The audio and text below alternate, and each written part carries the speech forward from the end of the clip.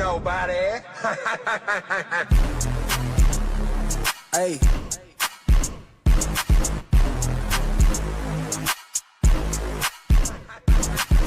I'm a cool ass nigga, but my bitch bad. Whiplash, driving 95, I had to zigzag. If you ain't fucking, then it's cool, it's a mismatch. Switch that, 2 freaky bitches at the kickback. Chain on my neck, I feel like riff-raff.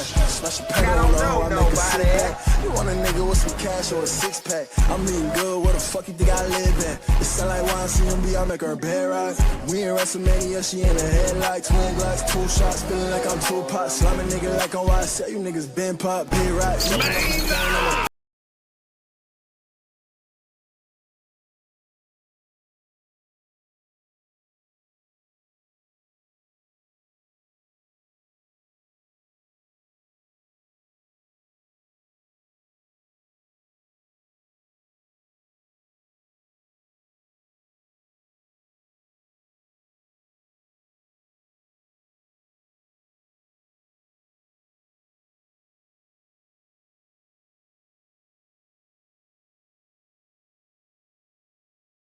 I meant to do what I said. It could all be so simple. Who you came with? I'ma rob you and him too. Till I win. Fuck! Man, what's good? What's good? What's good? Master is back. Don't ever say some shit like that again. Low-key ban him for that. I'm not gonna lie, ban his ass for that. Oh, wrong mic. I got you. DeFluge, my dog. What's good? What the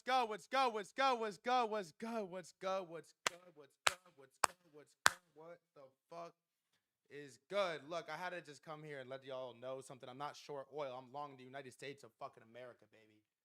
That's what I'm long right now. The United States of fucking America. I'm long and I'm hung and I'm fucking patriotic is what I am. Long, hung, and patriotic, baby. Welcome back to the stream. It is so good to see some beautiful fucking faces in the stream. What a weekend we had, huh? What a 2 weeks we've had. LHP, baby. Long, hung, and patriotic, man. Long, hung, and patriotic. Welcome. I was going to pledge allegiance to the flag, but I'm like, I don't want to start with that. So, welcome back to the stream. What a weekend it was. What a week. What a 2 weeks. Man, what a fucking 2 weeks. So much has happened. I have so much to talk about. I have a date story I need to cover. We have oil to talk about. We have Bitcoin at $74,000. We have Hyperliquid at $39,400. And we have Pokemon Go as an AI company.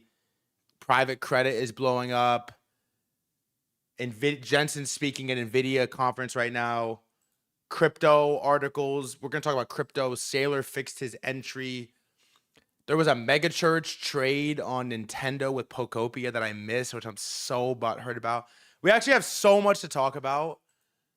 This was a electric weekend with things to cover. So, man, welcome back. Hey, roll call, baby. Roll call. Who's here? If you're watching on YouTube or Twitter and you want to chat, twitch.tv/threadguy. Alex, what's good? Viblet, what's good? Caleb Jackson, Darth Yoda, Shifty, Swigs, what's good? Chunky Nuts, what's good? Teo, what's good? Live the Life TV, what's good? Noda, what's good? Wavy, D-Nap, Deep Fluge, what's good? Jack, Seth, Ride Time, Kira, I can't even fucking read, moving too fast, bro. Cat, Sneaker Pigs, Grease, what's good? LeBron, what's good? Art, what's good? SNH, what's good? Cal Lloyd, what's good? Hen Dog, what's good? Ruda, what's good? Spoon, Caleb, everybody, what's good? Hey, if you're on YouTube, Twa, what's good? Pipe Bomb, that's my favorite name in the whole chat. Pipe Bomb 33, Stone, Katsu, Harry, what's good? Al, 5-day streak, my guy. Trader, what's good? All right, look, if you watch on YouTube or Twitter and you would like to chat, twitch.tv/threadguy. Okay. You know what I want to talk about is I obviously want to talk about my oil trade. So bad, I want to talk about my oil trade. But before we get there, I have a couple things we need to cover. I want to just set the tone today. I want to just set the tone with a little video, okay? I want everyone in this mood. I want to set the tone real quick. Set the tone a little bit. Get everybody in the mood a little bit. Hey, my name is Shane Stoffer. I'm a... This is how we're coming today. This how we're coming all week. Because this how we're moving all week, chat. Passion for money.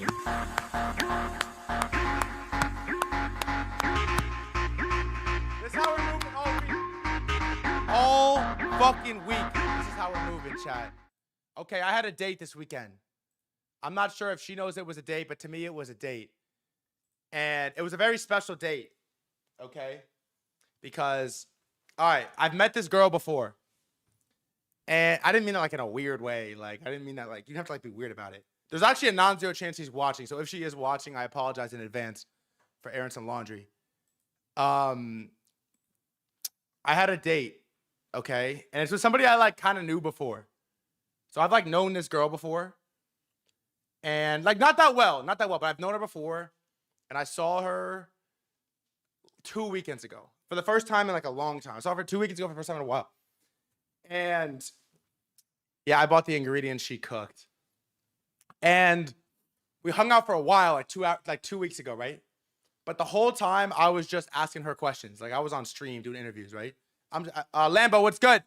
I was just asking her questions, right? I'm getting lower. I'm asking her questions. I'm asking like, what's going on? What are your hobbies? Like I'm just like getting I'm getting the lay of the land. You know what I mean? I'm getting the whole like feeling it out. Okay, no hands. I'm getting the lay of the land 2 weeks ago. And so we just talked for like 3 hours. I didn't say a single nothing. I said nothing about me at all. Okay.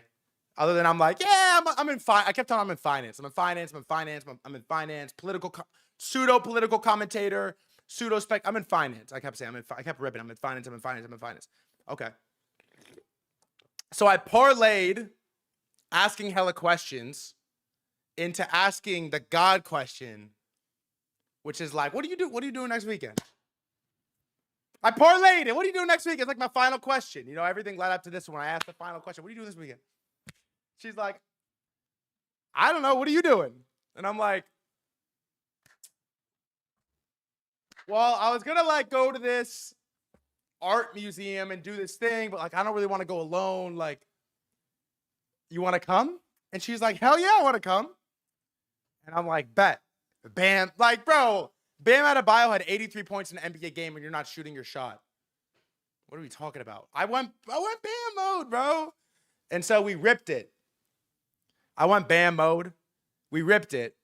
And we get to this little like thing. It's like, there's like a line outside. There's like a 3-hour line. I didn't plan ahead for this. I don't have like a guy in by the way, if you're a guy in the art museum scene, hit me up because I can't, it was low key a bad look. I pull up to this like, this thing and there's like a line across the block.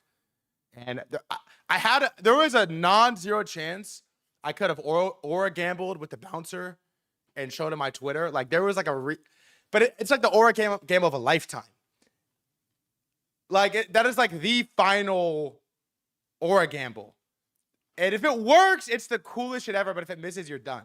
I've never done it before. I know I always have it in my back pocket, but it has like a 1 out of 10 odds. It's almost never hitting. Okay. And so I don't aura gamble. I'm like, let's just like go to the park, whatever, fuck it. And so we go sit down to the park and I like get in my typical playbook. I get in my bag and I start, so tell me, and she's like, no. There's no tell me about nothing. Tell me your shit. What does it mean to be in finance? What do you do? What is your job? And I'm like, do you like, okay. Do you actually want to know what my job is? By the way, at this point, it's Saturday morning and I'm like balls deep in this oil trade and I'm getting fried on the timeline as well. So I'm like really, this is like before I sold and like stopped paying, like logged off for like a day. I'm like really in it. And so she says to me and she's like, no. Tell me what you do. What do you do? Explain your job to me front to back. I'm like, front to back. She's like, I wanted the whole thing. And I'm like,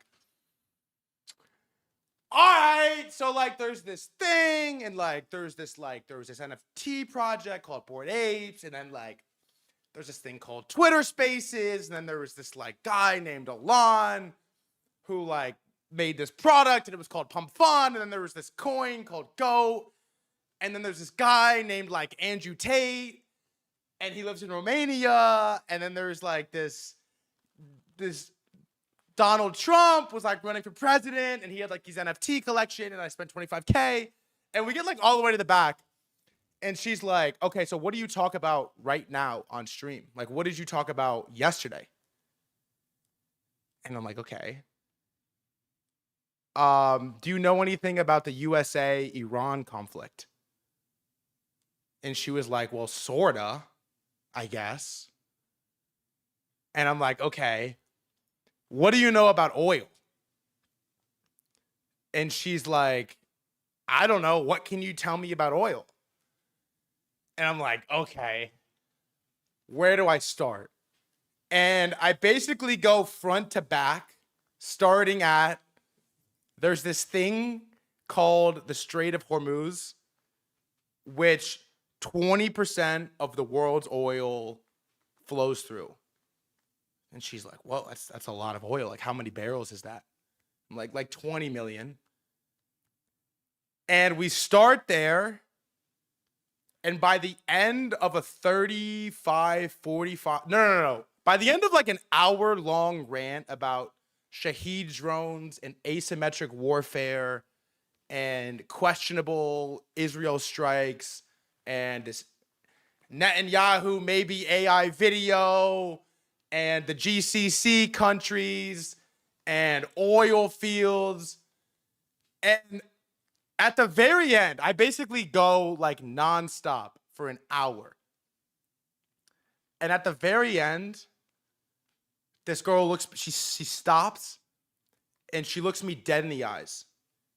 And she says, by the way, before I say what I'm about to say, guys, I swear to you, this is a true story. I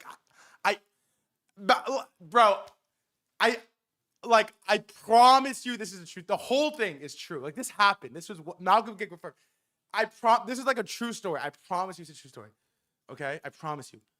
And so we get to the end, my whole rant, I do the whole thing. And she's asking questions, kind of, but I just like, I get to the very end, I finish Shaheed drones and asymmetric warfare, and there's this guy, this like Chinese guy, and he teaches this college class, and like desalination plants, and there's water, and petrodollars, and like, I go through the whole thing. And I finish, and at the very end, she looks at me, dead in the eyes, and she's like, stop. And I'm like, what? And she's like, I just don't get it. It doesn't make sense. And I say, what part doesn't make sense? And she looks at me and she's like, she's just kind of stuttering. She's pausing. I just don't understand how it's possible that the United States of America launched a strike on Iran and didn't have a plan for the Strait of Hormuz. Oh, that's what I'm saying. That's what I'm saying. And she's like, I just don't buy it. Like, why can't they just open it? And I'm like, no, the Shaheed, I know. But every day that goes on where it doesn't open, it's increasingly likely. And she's like, how long has it not been open? And I'm like, February 28th, about 2 weeks. She's like, I don't believe it. And so I'm like, all right. And so I look up oiltracker.com and I show her the recording of the last 24 hours through the Strait of Hormuz. And she's like, wow. She's holding the phone. She's watching the video. I'm like looking over her shoulder and she's like, wow. And so then she looks at me and she's like, how long have you known about geopolitics? I'm like, I don't know, like 2 weeks, 2.5 weeks. And she says, wait, and you bought oil before this happened? And I said, like, I wasn't the first. I didn't make like the best trade, but yeah, I did. And she's like, and you just cover this stuff every day on stream? This is what you do on stream? And I'm like, yeah. And she's like, what are you gonna cover when the war's over? And I'm like, okay. What do you know about Taiwan and China? And she's like, tell me. And I just look at her and I'm like, Monday through Friday, 3:30 p.m. EST. That's what we do every day. And she's like, wow, I just cannot believe you binked the oil trade. I said, I can't either. I can't either. And so she's like, okay, before we go, by the way, we can walk now. I'm like, okay, we get up and we walk. And she says, is there anything you recommend I read or study or pay attention to like get up to date on this other than your stream? Thought for a second. He said, do you know who Citrini is? She said, no, who's Citrini? And I said, wow, we are going to have some fun. We are going to have some fucking fun, baby. And so, yeah, that was my date. It's the first date I've gone on where I have actually talked about my career. And yeah, that's what happened. So she didn't want to come back to the apartment, but she has absolutely no doubt in her mind that oil was going to go to $100. Okay. She had no doubt. Absolutely no doubt. So that's what happened. That's what I did this weekend. And bro said, I hate to see this guy happy. It's crazy. That's what I did this weekend. That's how my date went. So if y'all need any advice on dates, dating, what you do, whatever, I'm not hard to find. I'm not hard to find, and I'm happy to share. She gonna be in NYC next week. She have a friend. Yeah, she does actually. That would be a link. Oh my God. Me, Venture Coinus, chilling at the box, peaked, drinks, everything, flowing, flying. All right, let's get into it. I'm gonna go rapid fire through some intros, and then let's talk about the fucking markets and oil. Thanks for listening. By the way, it's a true story. How was that? Actually, it was a true story. I'm not kidding. Timothy Chalamet got snubbed yesterday. Does anyone even watch the Oscars in the Big 2-6? I'm not entirely sure. Complete snub from Timothy Chalamet. Like one of the greatest snubs in history. Marty Supreme's an incredible movie. I didn't even watch Sinners. And crazy generational snub. We're actually going to watch this to set the tone, and then we're going to talk about the world right now. I don't look at somebody and go, oh, dude, I had it so much harder uphill both ways to school, whatever. Yeah. You know, I don't think like that. It's more about the excellence of the process. Yeah. So I'm like, well, how do you raise money? And they're like, oh, yeah, just throw a deck to the guy. I'm like, okay, well, that's not a thing. Yeah. What is a thing is going all the way until it hurts. If you're doing something and it's easy, it's not valuable. And I'll explain. Like, let's just think of like a marathoner. Yeah. World-class marathoner. On mile 21, is that dude smiling? No. No, he's not smiling. By the way, if he is smiling, you know what's about to happen? He's about to get his ass whooped. Okay? It's over. Because why? Because somebody else who's down for the pain will go harder and further and pass him. Yeah. And so if you're getting money easy, I'm like, why didn't you go harder? You could have done it better and more. Mm-hmm. Now, you don't do things hard just cause. Maybe it's like, it just doesn't matter, dude. Like, I got to go do something else that's hard. But the key is, like, if money matters, which I think we would say it does, especially in certain categories, you need to be the best in the world at it. And it's not enough to say, it was easy. If anybody comes to me and says a strategic thing was easy, I'm like, you messed up. You could have been way better and gone way further, more competitive advantage, more differentiation, get it to. I'm just going to say the whole world is going Timothée Chalamet mode since his speech at the Grammys or the Oscars or whichever one it was, and it's fucking lit. Also, I'm not going to rant. I was going to do a rant on this. I'm not going to rant on this because I have some actual stuff I need to cover. But we spend like 5 hours a day now prepping stream. And the stream got so much fucking better when I was in LA, bro, we used to just roll out of bed and I would stream. And it was cooked. It was actually cooked. I used to roll out of bed and we just go live instantly.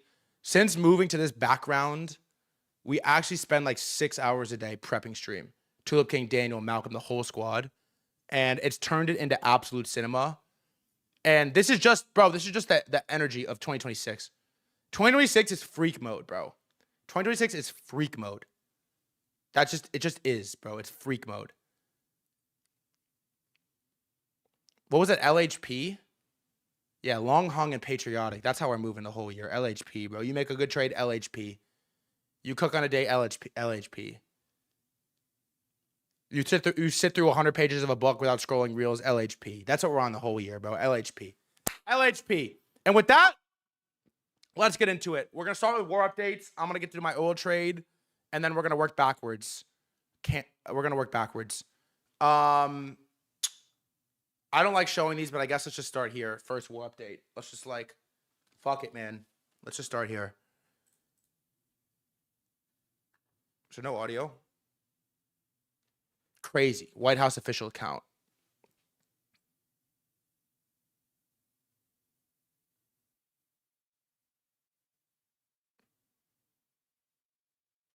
There's no audio in the whole thing, I guess.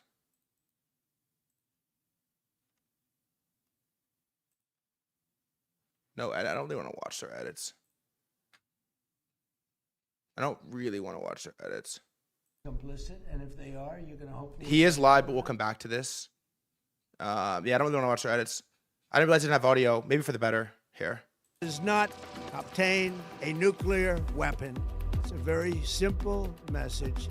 They will never have a nuclear weapon. And 3, permanently deny Iran nuclear weapons forever. I'll repeat the objectives. Iran cannot have a nuclear weapon. It cannot have, and therefore it cannot have the things it was hiding behind to have a nuclear weapons program. This mission will guarantee that Iran can never obtain a nuclear weapon. No nuclear enrichment that can get them to weapons grade, which means no nuclear bomb. The president's been extremely clear about our objectives. JD Vance only time speaking in the last 6 months.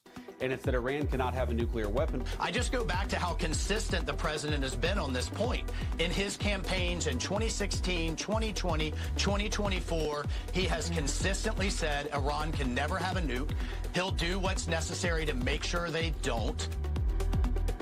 Yeah. So I think today's going to be the first day in a little while here that we're going to be able to actually spend a significant amount of time on topics that aren't just war, particularly because crypto is picking up and it feels like things are rather unchanged on the war front. Like for the most part. Okay, so here we go. Couple Trump announcements and then we're going to get through it. So also if you're watching on Twitter or YouTube or any other platform, I don't even know if we go live on the platforms, you want to chat, twitch.tv/threadguy. So 2 announcements from Trump. Is Yonan, what's good? Many countries, this was announced on 2 days ago. I think it was announced 2 days ago, and this was like shortly before I sold, actually. Many countries, especially those who are affected by Iran's attempted closure of the Hormuz Strait, will be sending warships in conjunction with the United States of America to keep the strait open and safe. We have already destroyed 100% of Iran's military capability, but it's easy for them to send a drone or two, drop a mine, or deliver a close-range missile. somewhere along or in this waterway, no matter how badly defeated they are. Hopefully, China, France, Japan, South Korea, the UK, and others that are affected by this artificial constraint will send ships to this area so that Hormuz Strait will no longer be a threat by a nation that has been totally decapitated. In the meantime, the United States will be bombing the hell out of the shoreline and continually shooting Iranian boats and ships out of the water. One way or another, we will soon get the Hormuz Strait open, safe, and free. President Donald J. Trump. So this tweet is significant. This Truth Social post is significant because, look, even now, even after I sold, it is very clear that the strait is still not open at all. It's not open. And Trump comes out and is basically begging, soon to be threatening, U.S. allies to help. And it's a complete 180 from most of their comms and headlines that you read that basically are saying we are dominating this war. We have complete control. We're fine. And so still, even with crude oil on Hyperliquid right now, I'm looking at it, it's trading at $92. I think I sold at 102. I think the peak is 105. The strait is not open at all. And it's definitely a stretch that we've got to the point where we're like, I don't want to use the word begging, but we're asking China to please help us in negotiating the opening of the Strait of Hormuz. And so the follow-up post is this, which is kind of a long one, but it came out on, what's the official date of this one? March 15th. So this was yesterday afternoon after I had sold. And it reads, yeah, he's writing fucking novels, bro. Iran has long been known as a master of media manipulation and public relations. They are militarily ineffective and weak, but are really good at feeding the very appropriate fake news media false information. Now AI has become another disinformation weapon that Iran uses quite well, considering they are being annihilated by the day. They showed phony kamikaze boats shooting at various ships at sea, which look wonderful, powerful, and vicious, but these boats don't exist. It's all false information to show how tough their defeated military is.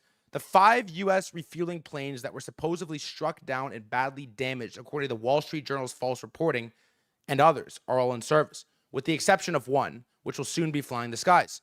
Buildings and ships that are shown to be on fire are not. It's fake news generated by AI. For instance, Iran, working in close coordination with the fake news media, shows our USS Abraham Lincoln aircraft carrier, one of the largest and most prestigious ships in the world, burning uncontrollably in the ocean. Not only is it not burning, it was not even shot at. Iran knows better than to do that. This story was knowingly fake, and in a certain way, you could say those media outlets that generated it should be brought up on charges for treason for the dissemination of false information. I'm not going to read the whole post. But so basically, Trump is coming out and saying that everything you're reading on the internet is fake. Fake news, fake news, fake news. This is a particularly difficult discussion because, as we know, basically all media across dissemination, basically all media across the GCC countries and across the Middle East is banned. It's illegal. They're sending people to jail in Dubai. They're sending people to jail all across the Middle East. And if you post anything, you're basically breaking the law as to what's happening in death sentence in Bahrain, in the Middle East. That is why this trade has been so difficult. That's why monitoring this war has been so difficult. I think that's why we've been able to make money on this trade, was partly because there's really no way to accurately prove what is real and what is fake. It's been the hardest. It's been the biggest eye-opener for learning about geopolitics for me. Like, it has been. It's like, holy fuck, nothing is real, and there's no way to figure out what is actually real. And it has made following what's happening brutally difficult. There's no way to track what's happening in the Strait. There's no way to track what's been blown up, what's still intact. There's no way. And so Trump comes out and he says everything's fake. And you want to refute him, but you sort of have to just like take it at face value with an asterisk next to it. I don't know how else to do it. If anyone has anyone here figured out a better way to navigate true news from fake news? This is one of the reasons I sold oil, which I'll talk about. But you are at the mercy of headline fuckery at any second that you're in this in any of these trades. You just are. You're at the mercy of it. It is hard. Even for like a terminally online crypto person, it is hard. So that was that. War updates. And then the last one is Scott Bessent said that the U.S. is allowing Iranian oil tankers to pass through the Strait of Hormuz, which is like, they've been doing that. They're actually the only ships passing through. Okay. So now let's do a quick bang, bang, bang about walking it back on the oil. And then I'm going to tell you why and how I did my oil trade. It's almost impossible in real time, but with a day's lag, you can manage it. Yeah, the problem is we don't have a day to lag. So first was this. Trump, yesterday night, comes out, and here's Trump. They get their energy, and they should come, and they should help us protect them. You could make the case that maybe we shouldn't even be there at all, because we don't need it. We have a lot of oil. We're the number one Audio sucks, huh? producer anywhere in the world times two. By double, at least double. Now I think it's much higher than that. But we do it. It's almost like we do it for habit. But we also do it for some very good allies that we have. So Trump comes out and he says, maybe we shouldn't be there at all. We have a lot of oil. We have a lot of oil. So walk back like number one. Number two is Secretary Bessent basically came out and said that they are not intervening in the oil markets, which basically nobody believes. I don't think anybody believes this. It's kind of out of my range to accurately be able to depict if this happened or not. But very clearly from 180 back down to 78, some fuckery was going on. And most of the oil sharps seem to think that something fucked happened. This, my friends, is the headline that I believe is fake or questionable that basically pushed me over the edge to sell my oil long. Look, I said, makes you want to TP IDK. March 14th, Saturday morning. Right after my date, by the way. I came back from my date, and I'm like, it's time to fucking sell, which I'm going to talk about in just a minute. And so here's where we're at. Strait has been closed for 15 days. This is obvious, expected, and verifiable, with few transits occurring only with Iranian approval. I just never imagined the reaction from so many would be flat denial of reality to the point of falling for every lazy PR attempt. The problem is that there is no way to determine what is real and what is not. And so you are at the mercy of fake headlines. You just are. You really, really, really are with this geopolitical stuff. When media is banned and people are getting censored and people can't speak freely, it's impossible to navigate. No pun intended. It really is. And so here is this, which is that every carrier or tanker that has crossed the strait did so away from regular shipping channels. This is the strongest evidence yet that the main waterway may be mined, okay? And so some ships are getting through. They're going a weird direction. And U.S. is saying it's mined. Iran is saying they didn't mine it. Ship channels are saying that they probably did. But who the fuck actually knows, okay? And then the final tweet that I'm going to update you with is this. Is the Red Sea passage is being threatened. And this is the $250 oil price scenario, okay? And the reason I put this tweet up on the screen is that the trade that I made versus the trade that it would be required to get to $250 oil is two completely different trades. And so somebody said,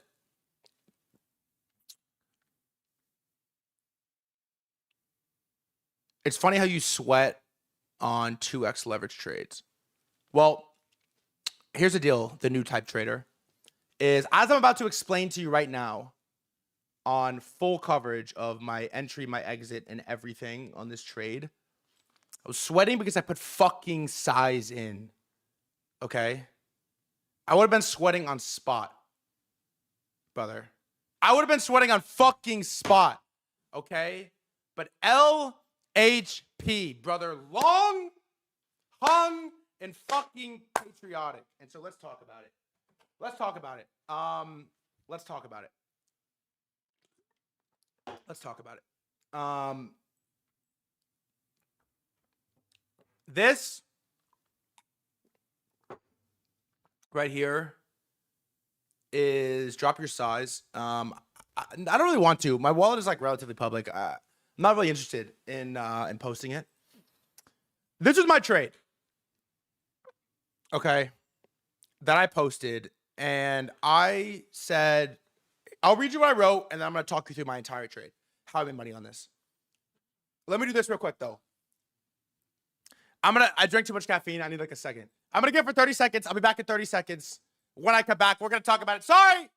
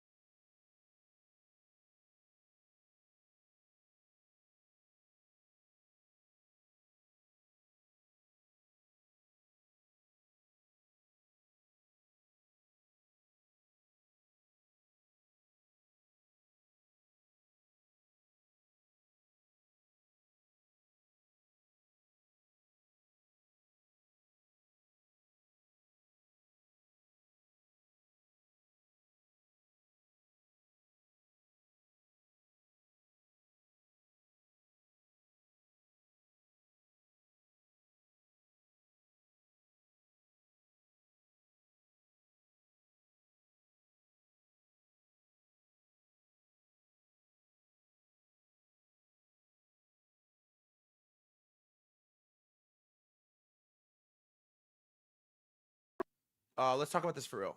All right, here's the deal. So this is the tweet that I made. I'll read you the tweet, and then I'm going to talk you through what just happened and why I did it.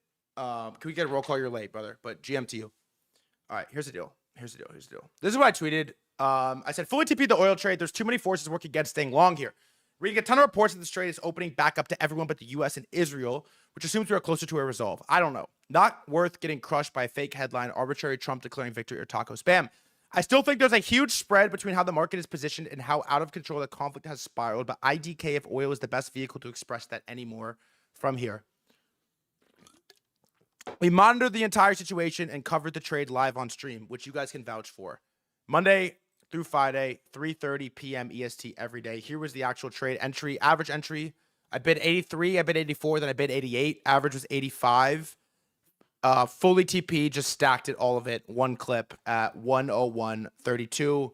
Right now, it's trading at 92.6. Okay, here's the deal. I originally entered the oil trade at like $78 crude on low size, high leverage. Okay, I think it was like 7, 8, 9, 10x leverage on low size, high leverage. And I was able to ride it until maybe 84, give or take. And once we got to $84 on Hyperliquid, I sat here and I thought to myself that there is a legitimate size, real opportunity to make money on this oil trade. And it is going to be a really rocky road to get there. And there is just no way that I'm going to be able to get there on 10x leverage. Like, I'm just not. It's going to be rocky. It's going to be a fucking mess. And I'm just not going to make it. I'm not going to make it on 10x leverage. I'm not going to make it a 10x leverage. And I realize that the only way I'm going to make the money that I think I deserve to make on this trade, or I think is on the table for me to make, is going to be if I fucking put my dick on the table, get long with size on really low leverage, and I can survive tacos, I can survive fake headlines, I can survive fuckery, Besson in the order books. I'm just like, man, if I'm going to get through this isn't like a Bitcoin breakout. This is an oil long, which is an essential resource to the United States of America, who is actively pushing the narrative that we're winning this war. Media is banned and illegal. You can't talk about what's happening. Nobody knows. It's headline versus headline, and they're just going to be shakeouts and fuckery. And so I sold Palantir. I put my balls on the table, spot, then upped it to 2x, and said, I'm going to ride 2x, and I will be able to make it through Wix, leverage cascades, any fuckery that happens. And so let's just like talk through the whole trade. Is that, so I closed my small size long, and I put on some big size low leverage. And the reason I did it is that I mean, we basically collectively realized as a group here, as a stream, as a community, that the market was pricing the war ending in 72 hours. And it was like our first time, it was my first time covering geopolitics seriously, but it was very clear the market was not going to, that the war was not going to end in 72 hours. It just was clear. I don't know. I feel like, chat, I feel like we came to this conclusion, like, can you back me on this? We came to this conclusion pretty early. Like, this thing is not going to end tomorrow. Polymarket is saying it's not going to end tomorrow. Everything is saying it's not going to end tomorrow. But for some reason, deep oil futures, like oil market price, and then like deep futures, we're saying like, no, this shit's going to be over. And so really, we missed the trade. Like, we really missed the trade, okay? Because the real trade was over the weekend, February 28th, when the strike happened. Oil went from like $70, $80 up to, I mean, let's like look at Brent. $70, $80 to like, let's see. Oh, you know. I mean, look at this thing. It went from like $70, $80. Let me delete this fuckery off my chart. Hold on, sorry. Up until 114 on Brent.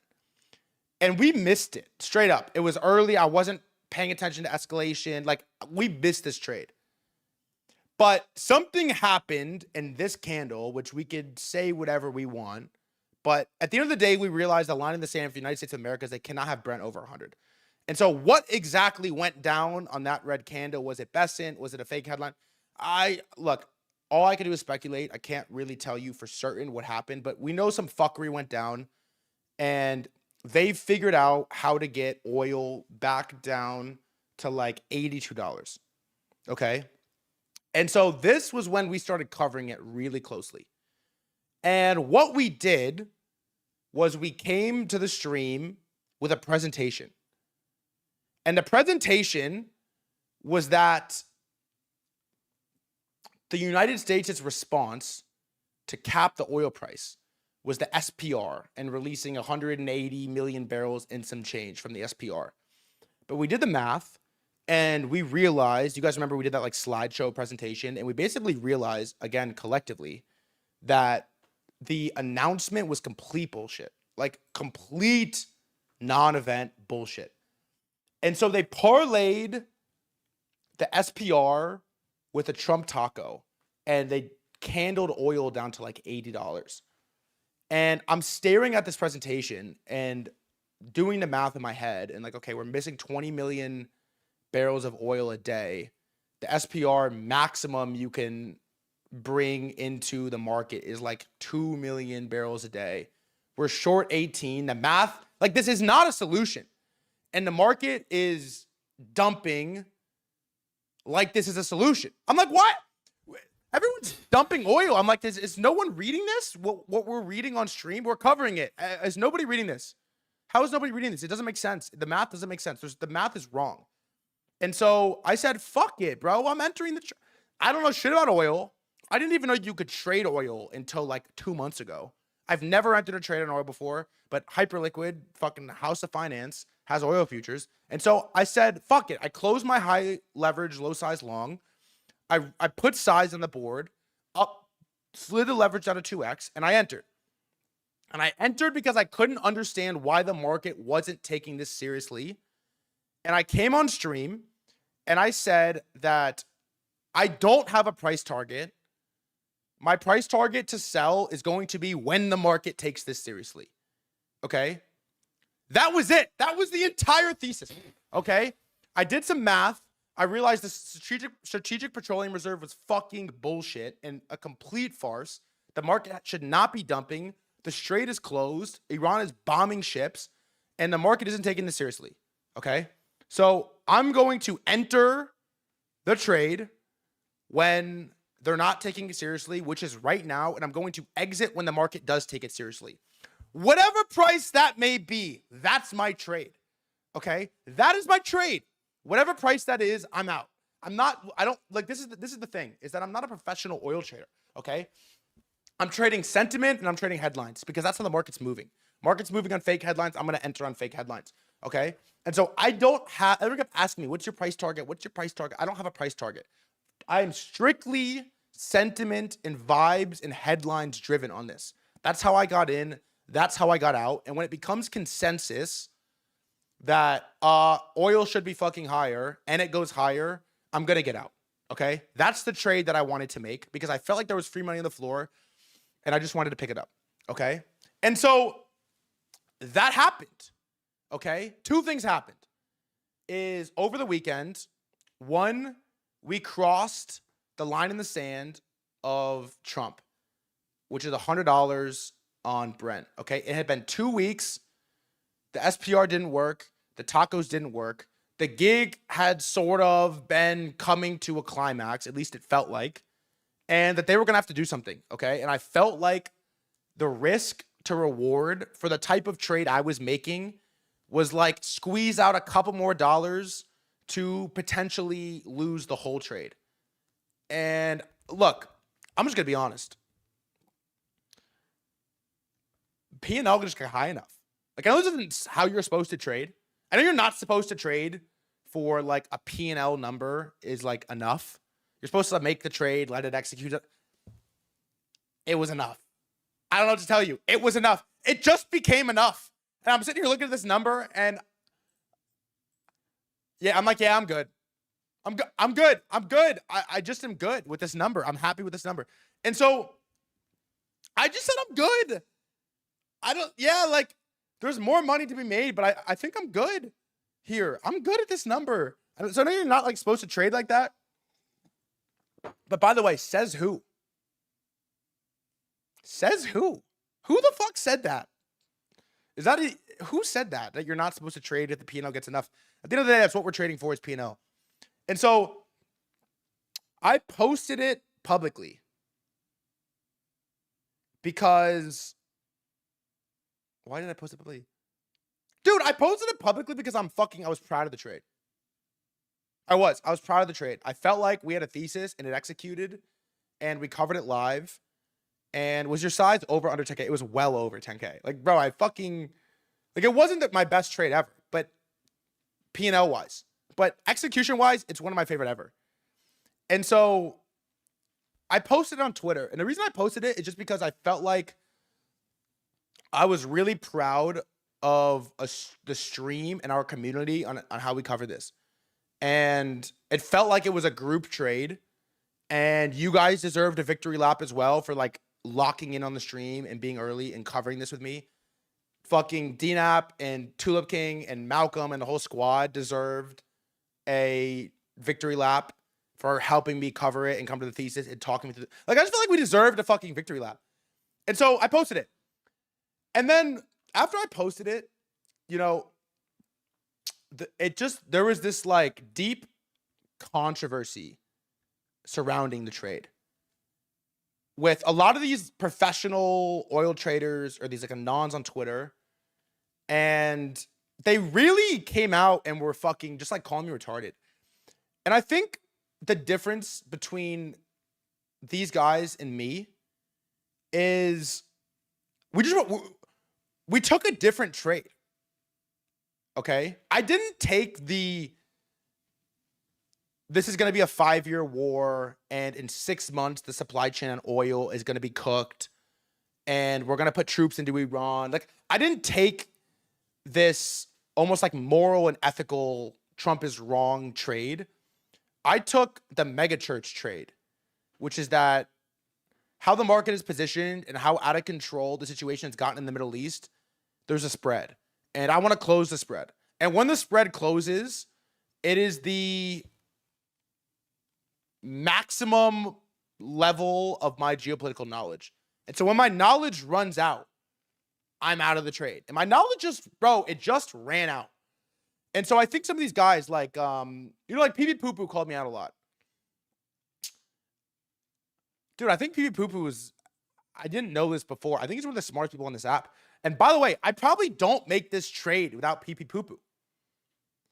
I don't think it happens without his coverage. And that's one of the reasons I'm so hyped about the Twitter headline trading, is that these random anons covered this thing better than Fox. They covered it better than Breaking Points. They covered it better than any major media outlet. And I think PP Poo Poo has traded this thing the best out of anyone on Twitter. But we're just in a different trade. I'll cover hype in a minute. Me and PP Poo Poo just took a different trade, okay? Mine was the spread on information. His was, I know a lot about oil, and I'm going to be in this thing with my dick on the table the whole ride. There was no scenarios I was going to make it on the whole ride. I just think we just were in a different trade. So I fucking salute PP Poo Poo. I think the guy's a fucking gigabrain. I invited him on the stream many times. And he made like $5 million on an oil long. I didn't make anywhere close to that. I didn't make anywhere fucking close to $5 million on an oil long. And so we just were in a different trade. So me and these guys that were like, oh, thread guy's retarded, it's like, no. I told you what I'm good at. I don't know shit about geopolitics. Okay? This isn't my game. My game is Twitter. I know how to trade sentiment and headlines. And I feel like we showed that on the biggest stage in public for 2 weeks. And I was proud of it, so I posted it. And so the thing I'm going to say about this, which is important to know when you enter a trade, is you have to know what your goal is in the trade. And so what I just realized is that the trade from $80 to $100 and some change is entirely different than 100 to 150 and 200. And so the first leg was my fucking shit. That was my shit. That was just like, yeah, there is money and I'm going to take it. To sit through 100 to 150, I just wasn't prepared for it. I wasn't prepared for it. I didn't enter on that. And I wasn't really willing to let my P&L round trip. And I think you have to know what's working against you. And I said this a million times on stream, and honestly, I got bailed out by price action, is that there just was a million things working against me on Saturday morning on crude oil. Okay. One, markets closed. So Trump admin has 48 hours to conclude and concoct whatever fuckery they want to swing market sentiment. Okay. Second, Besson in the order book. Is he coming back? Maybe. I don't know. Third, we're over his threshold of $100 on Brent. Can he just back out, declare the war over? Maybe. Yeah. Fourth, soft taco. It's a headline market. Headlines are whipsawing. Taco, whipsaw. That could get cooked. First U.S. ship gets through. That would cook the fucking market. They're talking about this coalition. That could cook the market. They're talking about this price controls. That could cook the market. There just was a million ways for me to get destroyed on the weekend over $100. And to bet on 150 is a bet that's something that hasn't happened in 20 plus years, which is the U.S. putting troops on the ground in Iran, is gonna happen. And I just wasn't really willing to make that bet. So I sold. One click, full stack, sold, tweeted, and I was out. And the one thing I'm gonna say before I conclude this rant is that understanding Twitter is actually all that we need to be good at this game. Like, I just am increasingly convinced that this is a beatable fucking market, bro. Everything trades like mega church. Everything trades like crypto. Nothing is efficient, which the market just showed us. And if you can understand the spread between sentiment, positioning, and get the Twitter thing right, you're just going to win. So I sold. I'm out. I bought a little bit of a position as Cope Insurance at 93.3. Low size, high leverage, just in case, because the trade is definitely not open. And the war is definitely still going on. But yeah, oil's basically going down in a straight line since we sold. And that was the trade. So if you took it, congrats. If you're still in it, you're probably still up, even though it doesn't look great. And that was my oil trade. So it's been a while since I took a trade with any ounce of conviction. So I did it. We covered it. And yeah. Also, no, so using a VPN to use a product like Hyperlink, no, I fly in and out of sometimes Mexico, sometimes Canada to execute trades. Yeah. Obviously, you can't use Hyperlink in the United States. But brother, I've taken more flights in the last year than you fucking know. Bro, why do you think I missed the first pump to 120? It's like, what? Come on, bro. Why do you think I missed the pump to 120? It's like it's like a 5-hour flight to Mexico. I monitor in New York. I trade outside of the US, and that is what we do. All right. That's the oil trade. Now, one more thing I want to cover on war really quick is, actually, let's do this. Let's just show you this just so we can address it real quick. Let's just show you it real quick. Zcash, absolutely piss missling, number one. And Hyperliquid, my God. Okay, I have a Hyperliquid article that we're going to read today. Maybe we'll move it up in the order, bump it up in the order. The Great Purification. I'm going to pump it up in order. Who's this handsome devil? Who's asking? And man, Bitcoin and crypto right now look the best they've looked in a long fucking time. So, all right, we'll come back to it though. Here's what I want to say is this weekend as well, there was another escalation. And on the topic of there's no way to know what is true and what is not. Okay, so everyone, we're sort of thinking now about this China invasion into Taiwan and if this is going to happen. Okay. And so China, there's this headline came out that China surrounded Taiwan while America was fighting Iran. And yesterday, Taiwan's military detected 26 Chinese warplanes, 7 Navy ships. This is the largest military presence China has shown near Taiwan in weeks. And so this headline goes super viral and everyone freaks out. And the one thing I'm going to say that there's no fucking way how to know if anything's true. Unironically, this is the best way.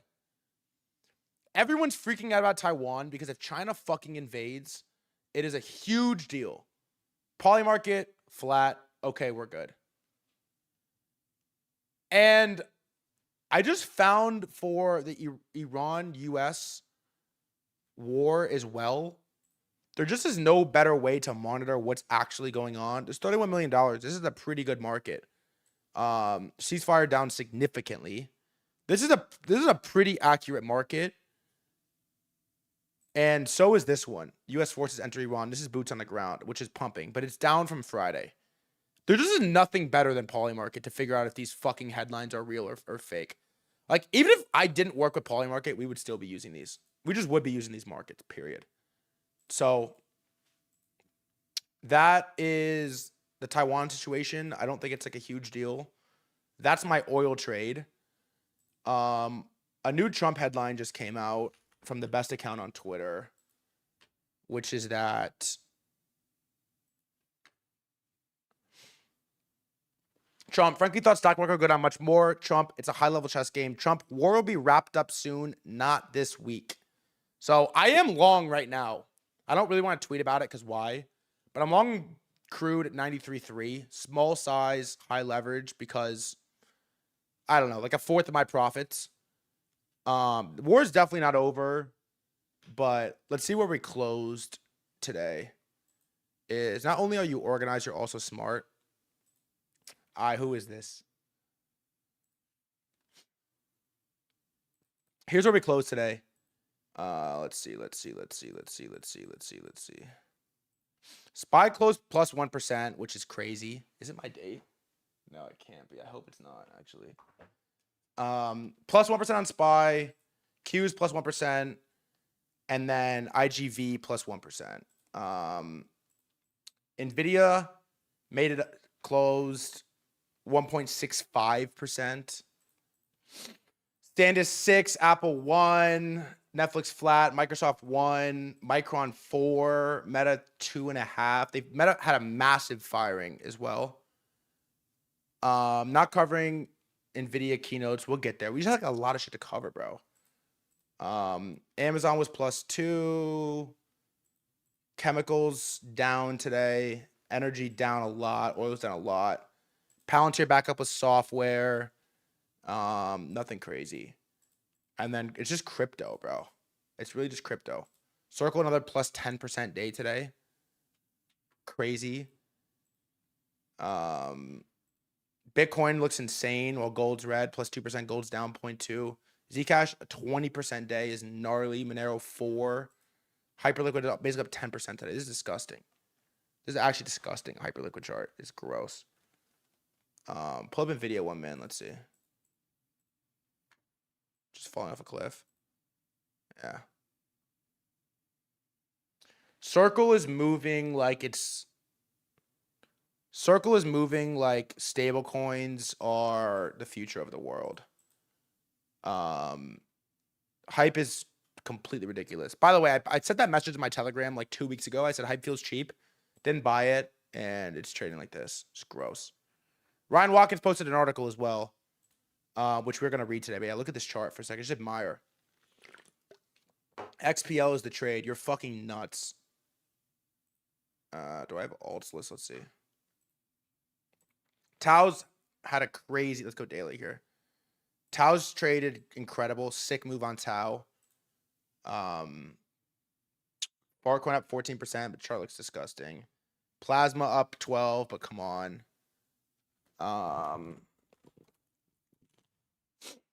Pump Fund up 10. Chart actually looks decent on Pump. Nothing else crazy. Lighter finally is green. Athena's up 7. Chart looks... God, I mean, could it get more bottomed?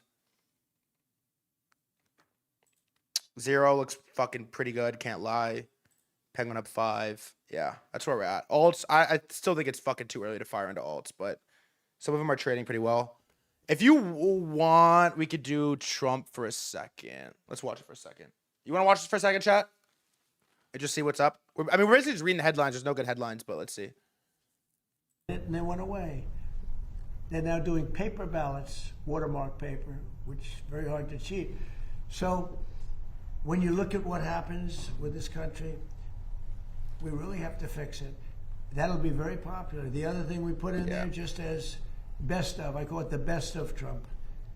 We have the 3 things I just said, right? But then I added on no men playing in women's sports, and I added in no transgender surgery, the mutilation of our children. We have no mutilation of our children, no transgender. I think they say that's an 80% issue. I think they're 99% issues, but whether they're 80% or 99%. The problem is we have a couple of Republicans. They shouldn't be allowed. I mean, guys, we're at war. Actively. They're horrible people. And they're willing to vote against anything. And by the way, he looks all tired. The Democrats will vote against it. So I think it hurts the Democrats to vote against it because All right. Like, we're just not interested in Trump slop right now. Now, okay, if you don't want to watch this, tell me. But the last video I want to watch before we get to crypto and some of these other mega, there's like a sick Pokemon mega church trade, which I'll talk about in a second. The last thing I want to watch is this body language expert did this video about Scott Bessent. And I saved it for stream. I wanted to watch it while I was eating dinner so bad. I didn't do it. I want to watch it so bad. And we have to watch it, bro. The one where he cries. The last one, and then we're done with war updates, which, by the way, is a record speed that we've gotten done with war updates. There just isn't that much escalation right now. If any Trump headlines come out, but we have to watch it just to see. And then we're going to talk crypto, Pokemon, all types of shit. All right, let's go. I'll go 1.25. Return from Trump's Situation Room is the perfect example of how even the most seasoned communicator gets betrayed by the one signal his discipline can't fully suppress. Watch. No, the president is in great spirits. Dude. The Iranian mission is proceeding well ahead of schedule. And Scott Bessent, U.S. Treasury Secretary, macro investor, and one of the most composed communicators in Washington, was sitting down for a long-form interview on the Master Investor podcast with Wilfred Frost. He was relaxed, he was fluent, he was deep inside a conversation about Japanese economic policy when Trump called. Bessent left for the Situation Room. Over an hour later, he came back. You just watch his first moments on camera after that visit. And if you're wondering what exactly... By the way, the speculation, I don't even want to do it, but there's a lot of discussion about these Netanyahu videos and if they're real or if they're AI. And then people are like, what could Bessent possibly have been told in that interview? You tell me. Change, most people have been looking in the wrong place entirely because the answer is not in his face, and it's not in his eyes. We're about to find out exactly where it is.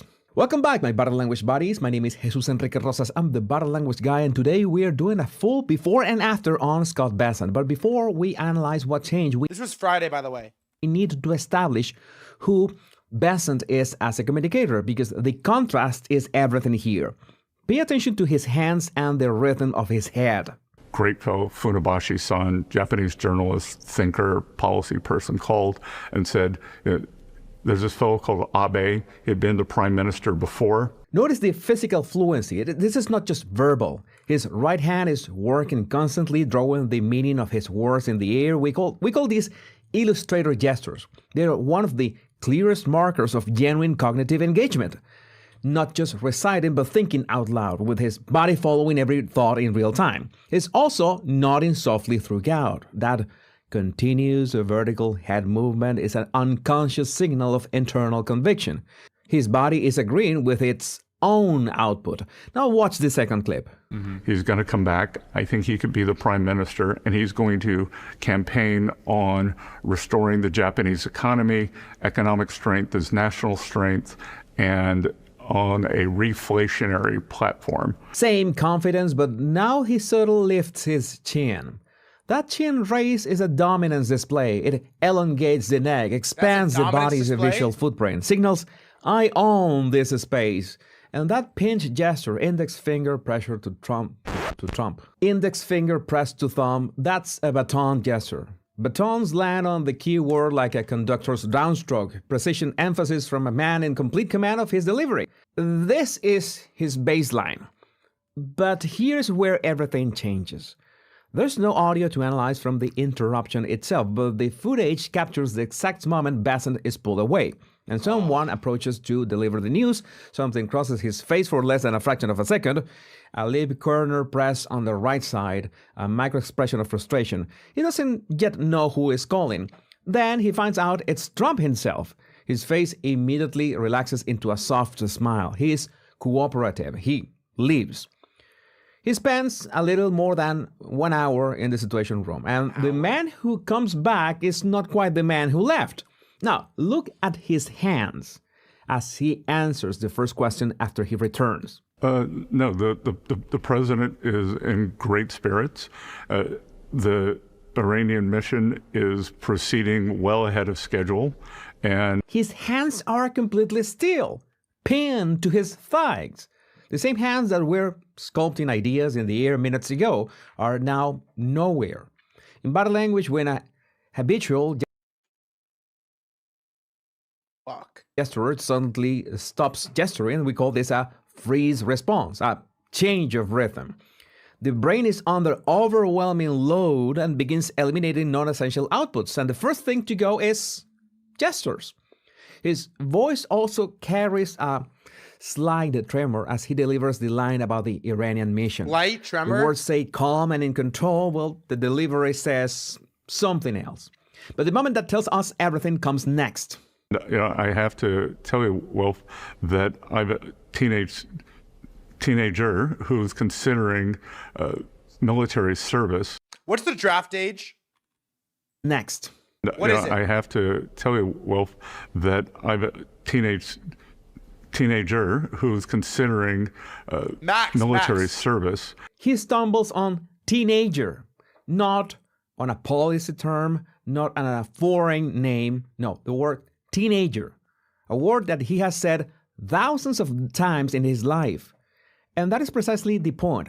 Stress-induced disfluency doesn't attack your hardest words. It attacks the words loaded with the most emotional weight in that specific moment. He's not tripping on the syllables. He's tripping on what the word means to him, his child. That I'm a teenager who... And his hands are still frozen. He's working to compose himself. And then something shifts. Watch his left hand as he starts talking about the team. And I could give this team my highest compliment, from President Trump to the head of the Joint Chiefs to the Secretary of War. I would say that I would trust my child's life in their hands. The illustrator gesture returns. First the left hand, then both hands rising together on I would trust my child's life in their hands. He has found solid ground, a statement that he believes completely, and his body follows. The voice is still slightly unsteady, but the gestures are back. This is reconsolidation. The emotional override is releasing. He is landing back in his own delivery. That I would trust my child's life in their hands. And the moment that clip ends, he swallows. Not a casual swallow, a deliberate, visible one. That is an emotional release marker. The body has been holding tension through the entire sequence, and the act of making that statement about his child, about his trust, creates a small physiological exhale. The pressure drops just enough for the system to let go. Then Besson returns to the Japan topic, and this is where the most subtle detail of the entire clip appears. Pay attention to his head movement this time. A little more than Westerners, little more time than Westerners would have liked, but the things that they've done to restructure the economy, restructure the investment environment in terms of the bringing up shareholders' rights. He is back in analytical mode, fluent, precise, the economic framework fully intact. But notice the head. Before, is he like giving us a signal? Why is he saying no? Before the Situation Room, he was nodding. Now he's gently shaking his head.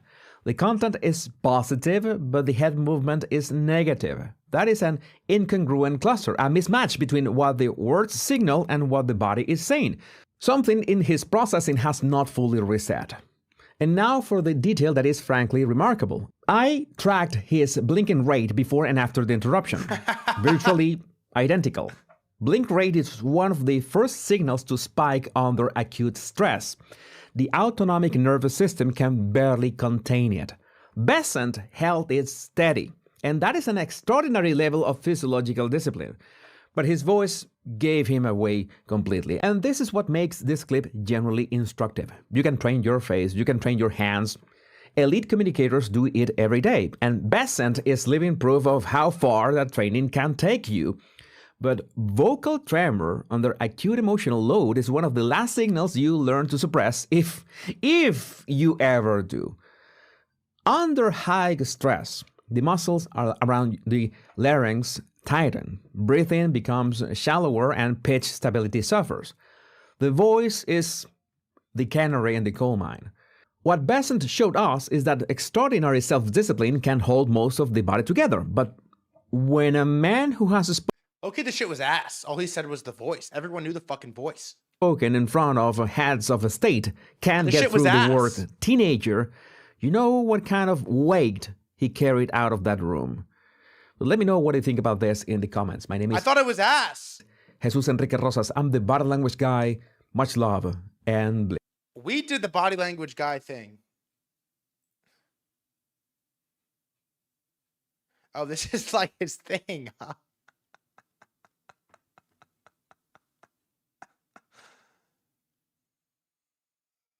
Oh, he like really just like does this.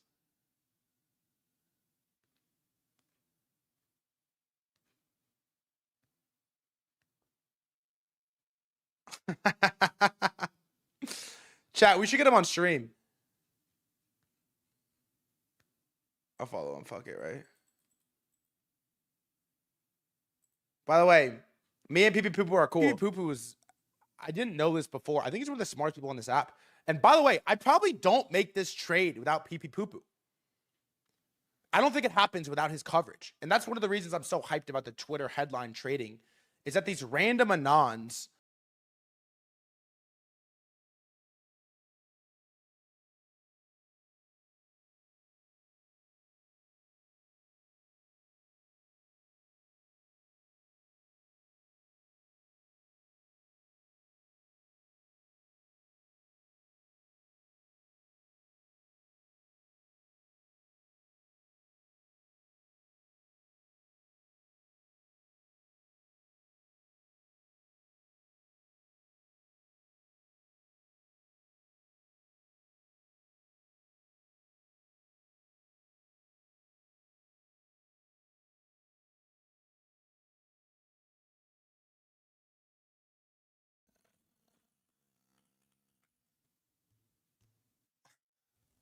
Word.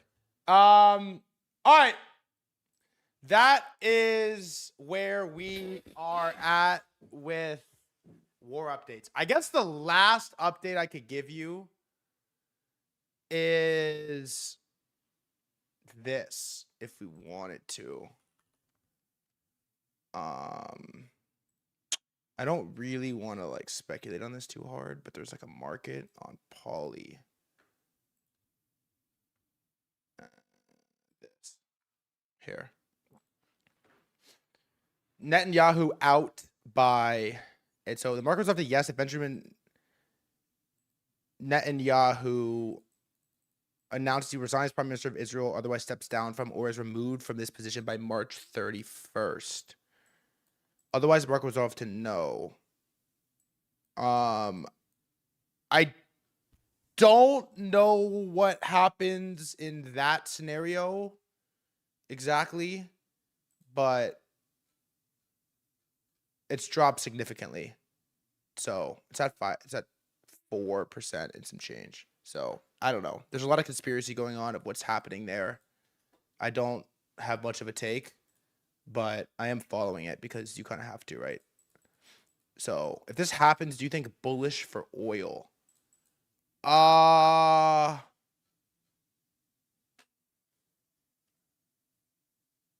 haven't really thought about it very much. I'm not going to lie. I just think there's such a low chance. I don't know. I actually have no idea. I think there's probably a better chance that the war, like, I don't even really want to speculate on it. I don't know. I don't know. I don't really know. Okay, we'll do this. Let's do a quick check if there's any new Trump headlines. And then we're going to move on. Let's check the hype candle. Holy fuck. Dude, look at this. Chat, who has hype?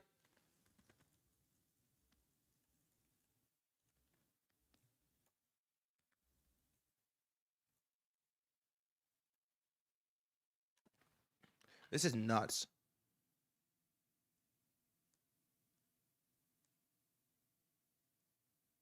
You know what's crazy is I don't have any hype right now.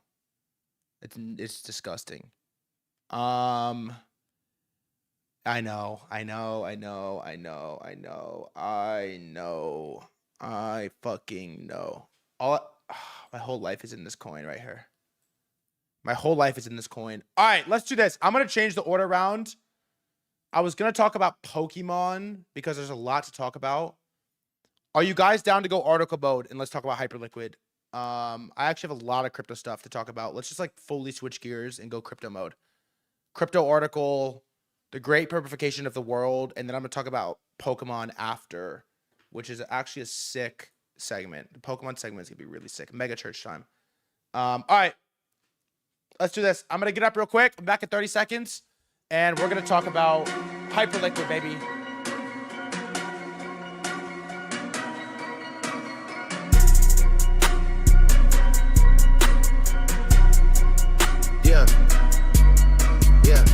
Look at the mirror, turning to ice and say you the man, so talk to me nice. I'm cashing a check, I'm out for the night. Over your CEO, gotta talk to me nice. Industry man, cause I get all the hype. I'm in niggas' heads, I'm looking like lights. I buy the thing without checking the price. The boy from the six gotta talk to me nice. You see the teen nigga, look at the management, marketing genius. Look what I'm ravaging. Flew out the turns and go fuck up some lavish shit. I ain't the baddest, but I'm never bragging. Move precision, no looking, no catalyst. Breaking down plays like an NBA analyst. I learned the ways when I sat down with Jack. My arm getting strong and my words full of facts. I'm at the point I can touch on the moon. If I'm about to touch it, I'll walk on the tube. If I got partners, I'm sending the goons, and they do it now, I ain't got nothing to lose. I'm hitting numbers when I'm on the news, but you just start growing when you hit the news. I got the gun and I'm ready to shoot. If one of these niggas is trying to sue. Look at the mirror, turning to ice and say you the man, so talk to me nice. I'm cashing the check, I'm out for the night. Over your CEO, gotta talk to me nice. Industry mad cause I get all the hype. I'm in niggas' heads, I'm looking like lights. I buy the thing without checking the price. The boy from the sis gotta talk to me nice. The trap music girl gotta talk to me nice. HL guy gotta talk to me nice. I fuck on the bed and she talk to me nice. She speaking in Spanish, she talk to me nice. I'm in that pussy. All right, let's fucking do it. That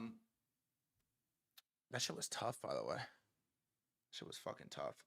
Honestly, the timing here is so just beautiful with crypto.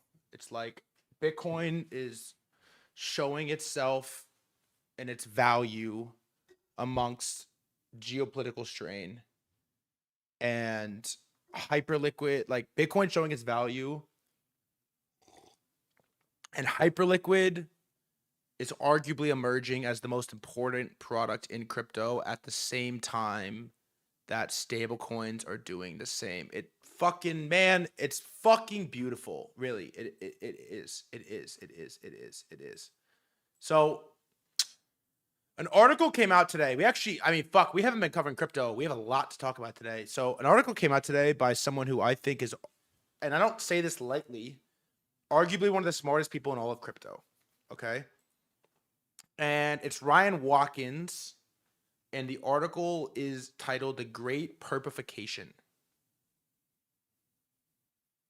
The Great Perpification.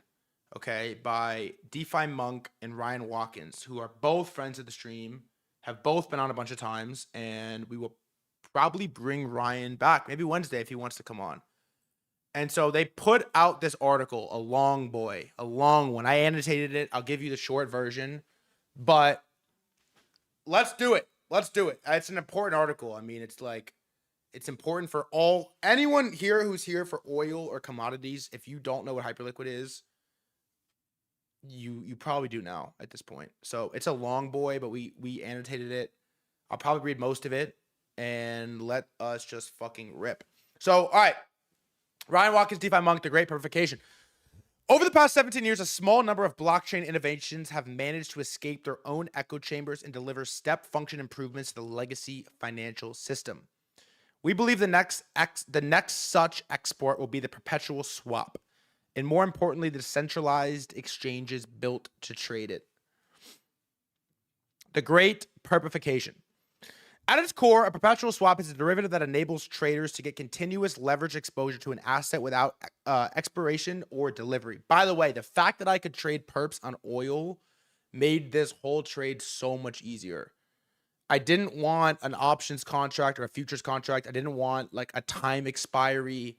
It was so fucking smooth and beautiful and well executed because I could use Hyperliquid. Genuinely. Without Hyperliquid, I'm in over my head. I'm not an options trader. I don't really know how that goes. The perpetual swap was first formalized by economist Robert Shiller. What a name. In 1993. But for decades, it remained largely theoretical. In traditional finance, the concept was incompatible with markets built around fixed expiries, batch settlement, centralized clearing, and bounded trading hours. This changed in 2016 when Arthur Hayes and BitMEX, friend of the stream, cornered by Asia-based competitors, introduced perpetuals to crypto. What a name. Robert Shiller. What does he look like?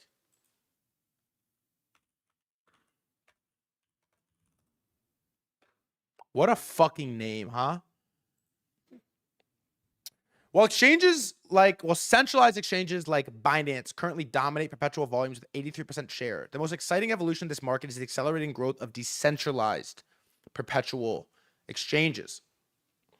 Hyperliquid's emergence marked a clear inflection point in the DEX versus SEX competitive dynamic. Since its launch, DEXs have captured market share versus SEXs at an accelerating pace.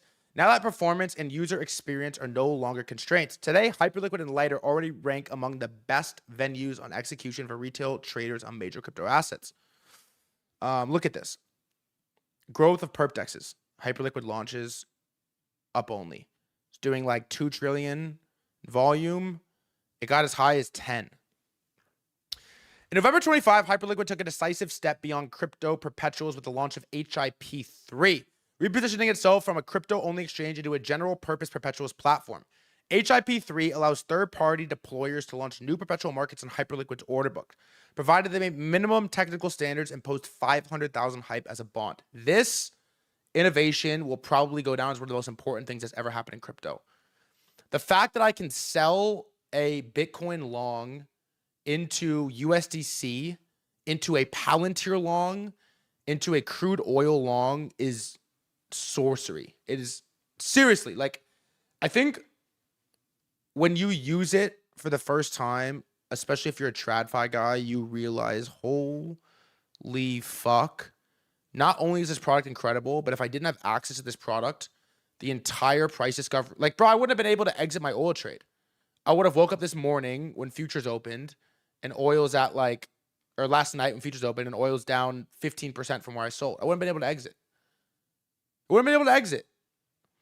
Because perpetuals are free-flowing derivatives, they can, in principle, be created on top of any asset with a reliable price feed.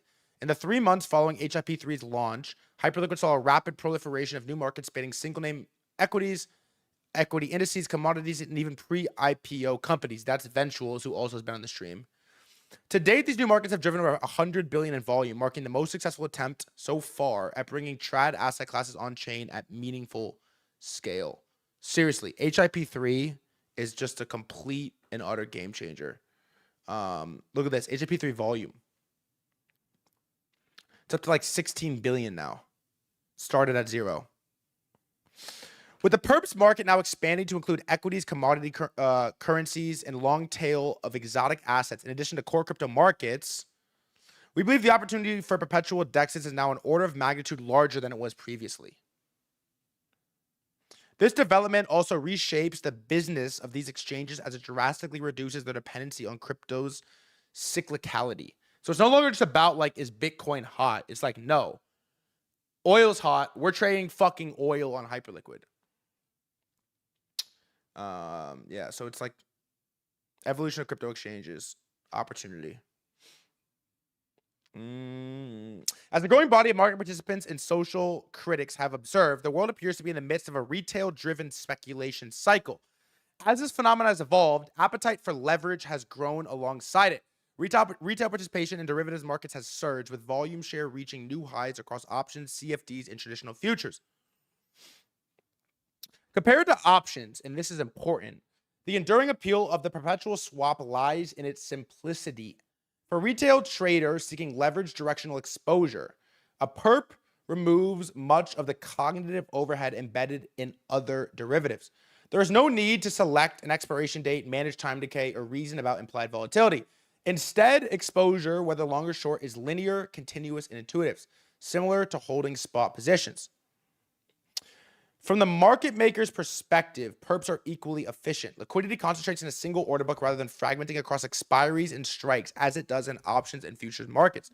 The result is deeper liquidity with more robust price discovery. Chat, who here has traded an option before?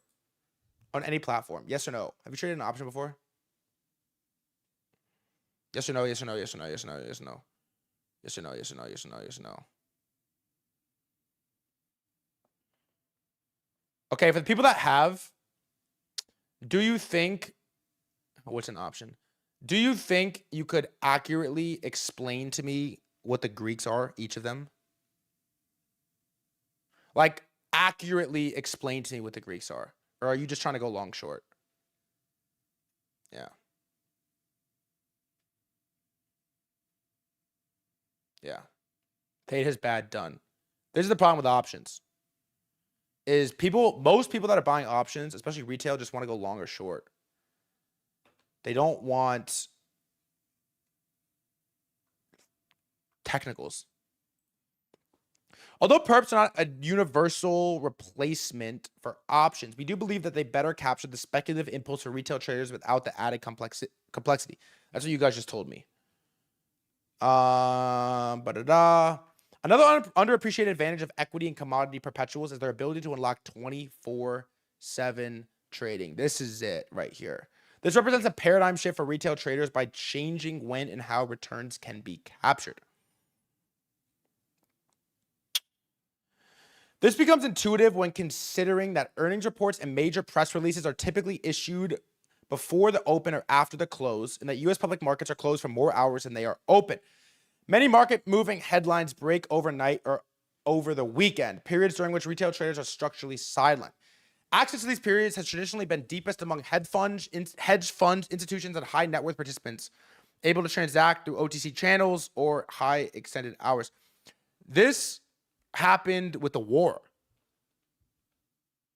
Like, the U.S. and Israel struck Iran after market close on Friday night, on February 28th. Intentionally after market close. So the markets couldn't react. And they had 48 hours to whatever happened. It's basically like a hedge, right? It's like if you strike after market close, you have 48 hours, if you're the U.S., to see how bad the damage is, see what the market thinks, and then figure out how to fix it. Always after market close. Doesn't work like that with perps. And so this move, by the way, wow, look at this. And as we're talking this move on oil, like entire move happened after market close. Like, look, this is Monday, opens on Monday, close on Friday. Without Hyperliquid, you missed if you weren't long and you wanted to get long, you missed a 15% move on crypto, bro, or on oil, bro. 50% oil. That's a huge fucking move. Okay. So I feel like Hyperliquid shown the world its importance through the silver trade and through the oil trade. Today, the perp DEX is maybe the one and only venues on the planet that can accomplish this. By offering continuous exposure, they allow traders to engage with news as it happens, rather than being constrained by legacy market hours. In fact, this is no longer just theoretical. During the past weekend, Hyperliquid facilitated over $1 billion of crude oil trading during heightened fears around the Iran conflict. Traders were able to capture a 30% spot move from Friday's close to Monday's open, while retail traders everywhere are forced to sit out. I just covered that. Also, I wouldn't have been able to close this weekend without Hyperliquid. It's just not, it's not possible. You get fucked as a retail trader. Over time, however, it may become clear that these exchanges are actually modernizing the trading stack. In much the same way that electronic trading at the tail end of the 20th century transformed how markets handle execution, monitoring, clearing, and settlement, crypto-native exchanges are rethinking how these functions can be integrated and automated within a single system. It's hard to imagine that just a few decades ago, the world's trading actively congregated around physical exchange floors. Chat, what do we call this? What do we call this? What do we call this right here?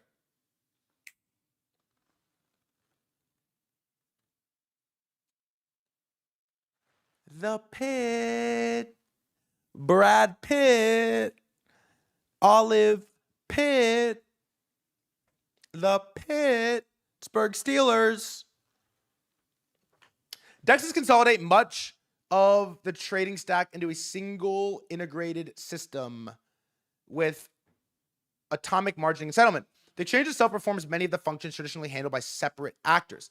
The front end can act as a broker interface, smart contracts manage clearing and settlement in real time, and APIs allow market makers to interface with takers natively within the venue. In other words, what previously required several layers of institutions and internal operating systems can be coordinated by a single protocol that never sleeps. What is this? Yeah, they simplify the trading stack. It is precisely this mechanism that allows the system to support unprecedented levels of leverage, often in the 20 to 50x. Now, I'm not trading on that shit ever, but how long could you go on oil? You can go long 20x crude is crazy. Crazy. Go long 20x if you wanted to. In a way, Hyperliquid is commoditizing leverage. Legacy institutions cannot simply bolt perpetuals onto this framework. They would require a complete regulatory overhaul from the ground up or a coordinated effort to consolidate operations across the different participants in the stack. This means that perpetuals that truly mirror the 24/7 algorithmic functionality of crypto exchanges remain a long lead project for incumbents on the order of years. With that in mind, the real question is not whether incumbents can replicate crypto's perpetual experience. It's whether they can build a competitive product before it's too late. Interesting, brother. I think we're almost done. Decentralized exchanges built with blockchains inherit these permissionless properties, which we believe will provide significant scaling advantages over incumbents long term. It's kind of a winner takes all, by the way, because of liquidity constraints. Builder codes enshrine a fee-sharing mechanism that gives third-party applications a strong incentive to integrate Hyperliquid on the back end. We're seeing Robinhood maybe do this. What this means in practice is that while centralized exchanges hustle to onboard new taker flow themselves, Hyperliquid is a swarm of front ends all competing for it. Phantom did this, right? Phantom onboarded 10 million new traders overnight. This is usage of builder codes. It accounts for 10% of Hyperliquid's volume. It's pretty good. These mechanisms allow deployers to launch entire exchanges constructed on top of Hyperliquid. We saw Ventures do this as well. Taken all together, we believe that the architecture of decentralized exchanges leads to faster experimentation, broader asset coverage, and a larger addressable market. In our original Hyperliquid thesis a long time ago, we described Hyperliquid as one of the most efficient cash flow machines in the world. Today, it operates at 1 billion annual run rate with 99% net income margins and only 12 employees, bro. 12 employees. 12. Not only are these metrics unparalleled across any company in the S&P 500 or NASDAQ, at 83 mil revenue per employee, it is among the most revenue-efficient organizations across the globe, bro. Most revenue-efficient organizations in the world are all crypto. Tether, number 1. Hyperliquid, number 2. Barely.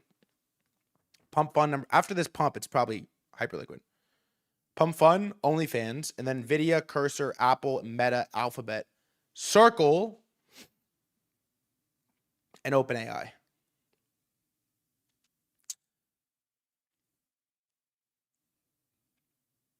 Today, the leading perp dexes make up less than 40 billion in fully diluted market capitalization. Outside of crypto, the largest publicly traded exchanges and brokerage firms collectively represent over 1 trillion. It's like 25x. We believe perp dex's sector can penetrate and even meaningfully grow this collective pie. To reiterate, our thesis rests on 3 core assumptions for the perp dex sector. Perps can be created for any asset with a legible price feed. Perps can capture a meaningful share of traditional futures and options volume, particularly in the retail sector. And 3, DEXs possess structural advantages over centralized incumbents and will continue leading growth of the perpetual industry for the new asset classes. I guess basically the thesis. Yeah, what did I skip?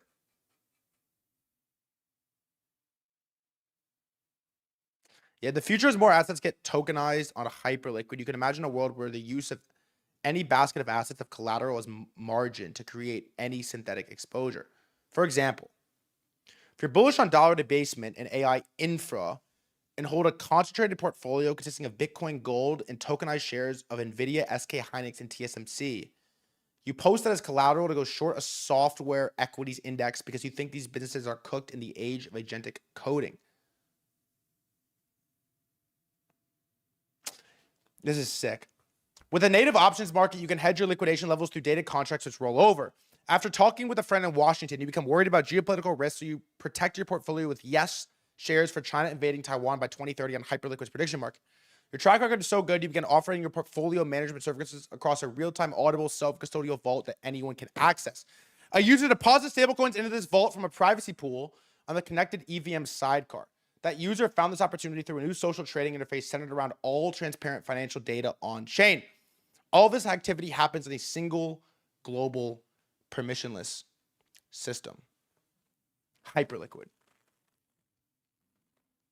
What a beauty. The great permification is just the beginning. And so Ryan Watkins basically argues that Hyperliquid is a $1 trillion opportunity. Perp dexes, rather. Right now, they're worth about $40 billion. So this is Hyperliquid right now. Just disgusting. Just disgusting. Also, timestamp on the article. Not saying that they're the article, but when did this come out? Let's see.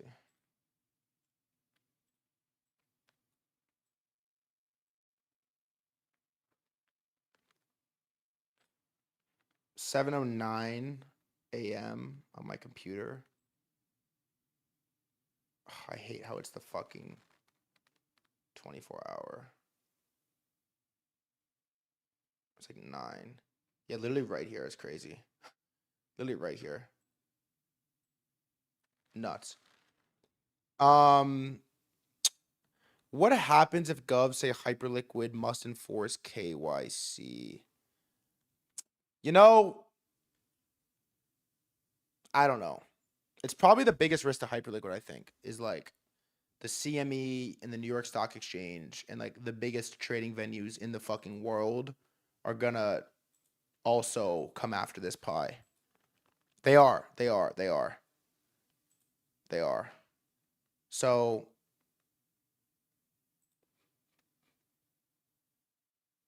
it's a great question. I don't really have an answer for you, but it's definitely the case that the bigger Hyperliquid gets, the harder it is to just uproot, which they make that argument in here. And yeah, maybe you take a page out of Anthropic's book and say, fuck them. Your noties are cooked, bro. What is this? Yeah, my noties are cooked. All right, that's the opener for crypto. It's just like fried, bro. It's just like fucking bullshit. Why did he tag me in this, dude? Seriously? Why the fuck? Sorry, G. Oh, he's already muted. Doesn't matter. Already muted. Unmute. It's ridiculous. Okay. That's number one. Number two on the great cryptofication of the world right now is I saw this. And I think let's do something we haven't done in a long time. Chat. On a scale of 1 to 10, 1 being I'm quitting crypto today, and 10 being I feel extremely confident about my ability to make it in crypto over the next 5 years. Where are you on the scale? We haven't done this in a while because we're not just a crypto stream anymore, which is awesome. 11. Wow. These are pretty high. Jesus. Last time we did this, it was fucking low. Wavy was at like a 2 last time I think I did this.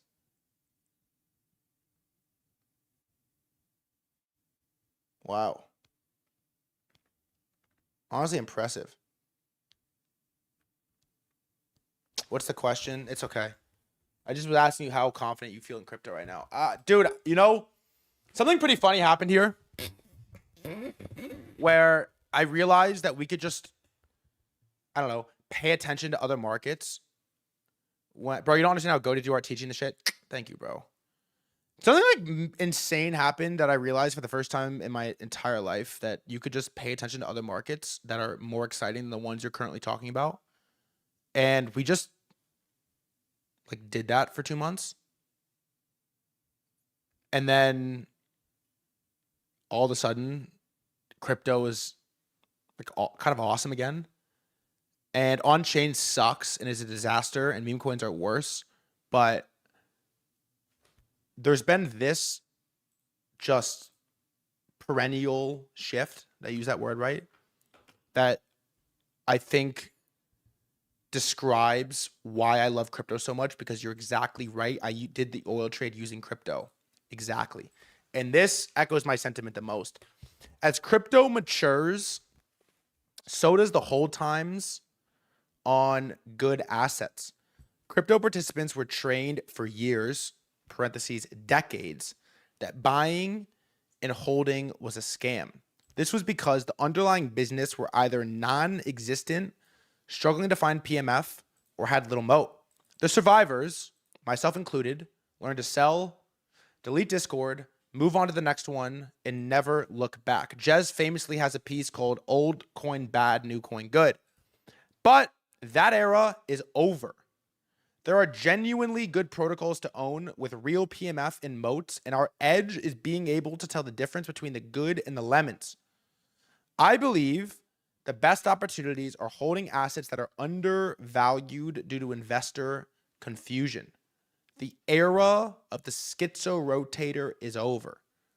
Long live the value investor.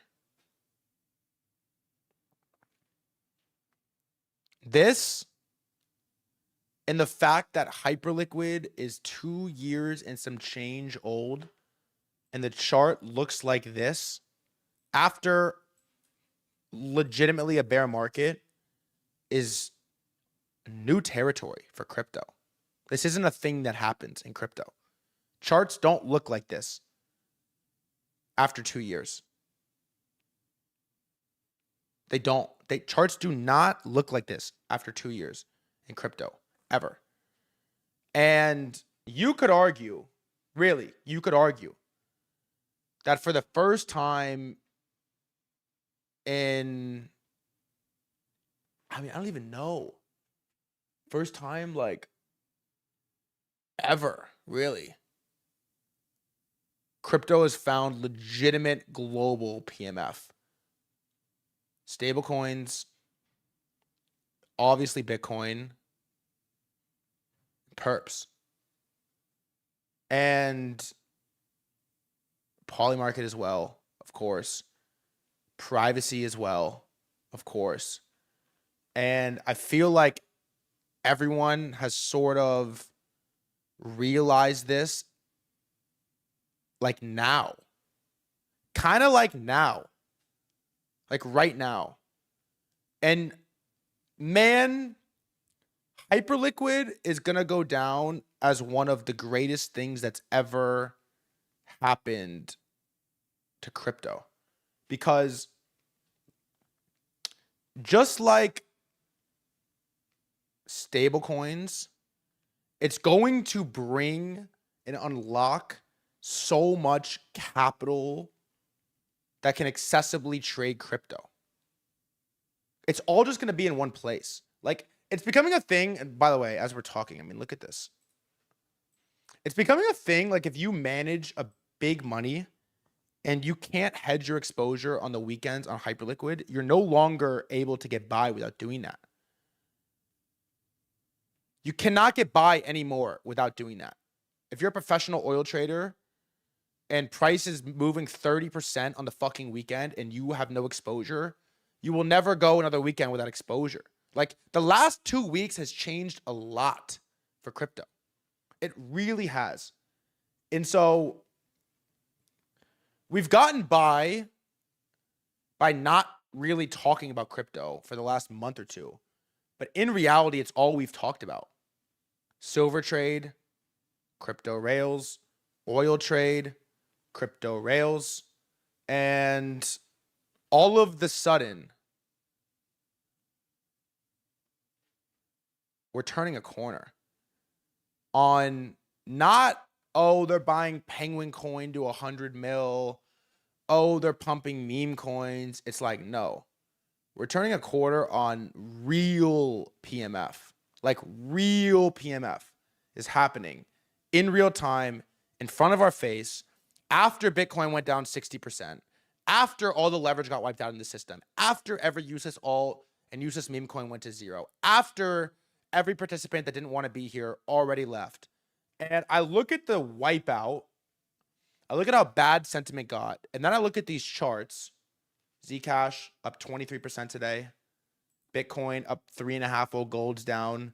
Hyperliquid up 10. And then I look at the stream and I see, wait, there's more people in the stream now than there was when Bitcoin was 120K. How does that work? And at a certain point, chat, as you know about every good chart, ETH up 10%. Eventually, you just run out of sellers, bro. You just run out of sellers. And I'm not saying that we're there, but if you didn't believe in crypto and you were going to leave, you already left. You just did. I mean, if you were going to rage quit, you already did. And at the same time that our niche, relatively niche crypto bags are doing this, Circle looks like this daily. Look at Circle daily. Bruh. Daily Circle.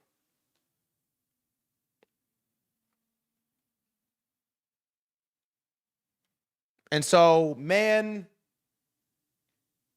it's time to pay attention again. It really is time to pay attention again if you haven't been. Here's a really good tweet as well. Maybe the real impact of the Citrini piece was that everyone realized stablecoins are going to win. Circle more than doubled now. ETH BTC ripping, Sky outperformance, etc., etc. Kind of played this poorly, but still room to run on the narrative overall, given agentic finance. Still would have rather a better pure play since I bias against ETH and Circle, but people already making money holding those. This, I mean, dude, it's crazy. Like, one of the biggest, most important articles of the year, probably, that moved $50 billion to the stock market, one of the takeaways was like, yeah, stablecoins are just the greatest thing ever. Like, verbatim, Citrini article.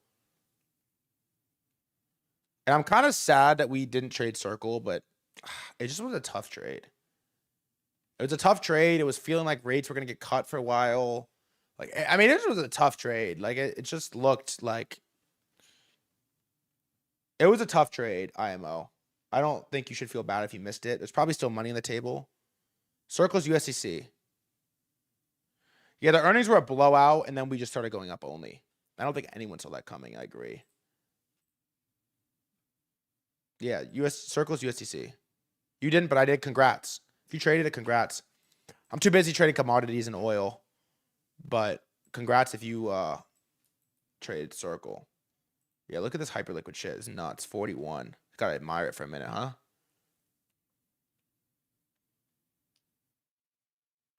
You gotta just sit back and admire it for a second. Also, Bitcoin outperformance has definitely become notable against gold. It is no longer like, oh, Bitcoin, da da da da da. It's like, no. Its outperformance against gold is fucking significant. Watch. Let's do BTC / gold. This chart probably. Look at this. BTC versus gold. Daily. Now look, I know when you really zoom out, it doesn't look great, but it's fucking curling. And look at hourly on this. Hourly looks pretty fucking good on this. Zoom in. There's times you want to zoom in, and basically since February, it's been an up-only trend. Since February. Hourly looks disgusting. First chatter, welcome. And so I think a big part of this is that Sailor has unlocked a new way to fucking bid with STRC. Udi's, this can work for a while, and I bet it will, which is why I'm bullish MSTR and STRC for now, but this fundamentally breaks on step 2. STRC isn't over-collateralized because strategy is more Bitcoin than it ever could liquidate. The capital is a liquid. You guys on 3% of the Bitcoin supply, you can never liquidate that much, so it's not good collateral. As you issue more STRC, it effectively becomes even less collateralized. Eventually, everything breaks. But there's time until that happens, so for now, it's bullish. I don't know how it's going to play out, but for now, it is bullish. And he does have access to insane capital. And by the way, they figured out execution. I am not trolling when I tell you that this genuinely means strategy has access to like 10% more buying power. Which when you're buying billions a week is a fucking lot, bro. They acquired 1.57 billion at 70,000. Bro, Bitcoin right now, 74. I mean, bro, like it took billions of dollars in slippage lost, but they finally figured it out. They legitimately have access to 10% more capital. MicroStrategy could buy 10% more Bitcoin if they actually solved getting front run and cooked on every single trade. Insane. Like, I'm not even trolling. This is actually like a big development that this happened. So whoever figured it out, you're like 3 years late, but congratulations, Michael Saylor, and strategy, because it's access to more capital. It just is. And I feel pretty optimistic that we're going to spend a lot more time covering crypto over the coming time here. How's on-chain, chat? Does anyone have any on-chain bags right now? Before I move on. Dead ass.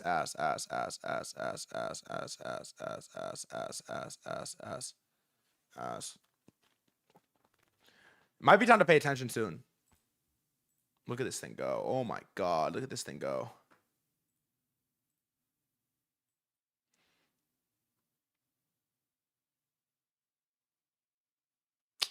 Wow. I can't believe Zcash is up fucking 25%. Nasty candle on Zcash. Triple bottom too. TG, still don't have hype? No, I had a long for a while when I thought crypto was bottom, but I just kind of played it like shitty. I played it kind of shitty, dude. I really did. Threadguy gonna mark the on-chain top before it gets going. Bro, it doesn't even exist. Are we long hype in the pit? I told the pit to get long hype, but I didn't do it. So what does it matter? By the way, I'll drop this real quick now if you guys want, because we have like a lot of viewers. I have the pit. It's the best Telegram of all time. I type in there all day. Chat, how is the pit right now? Before I move on to topics, how is the pit right now?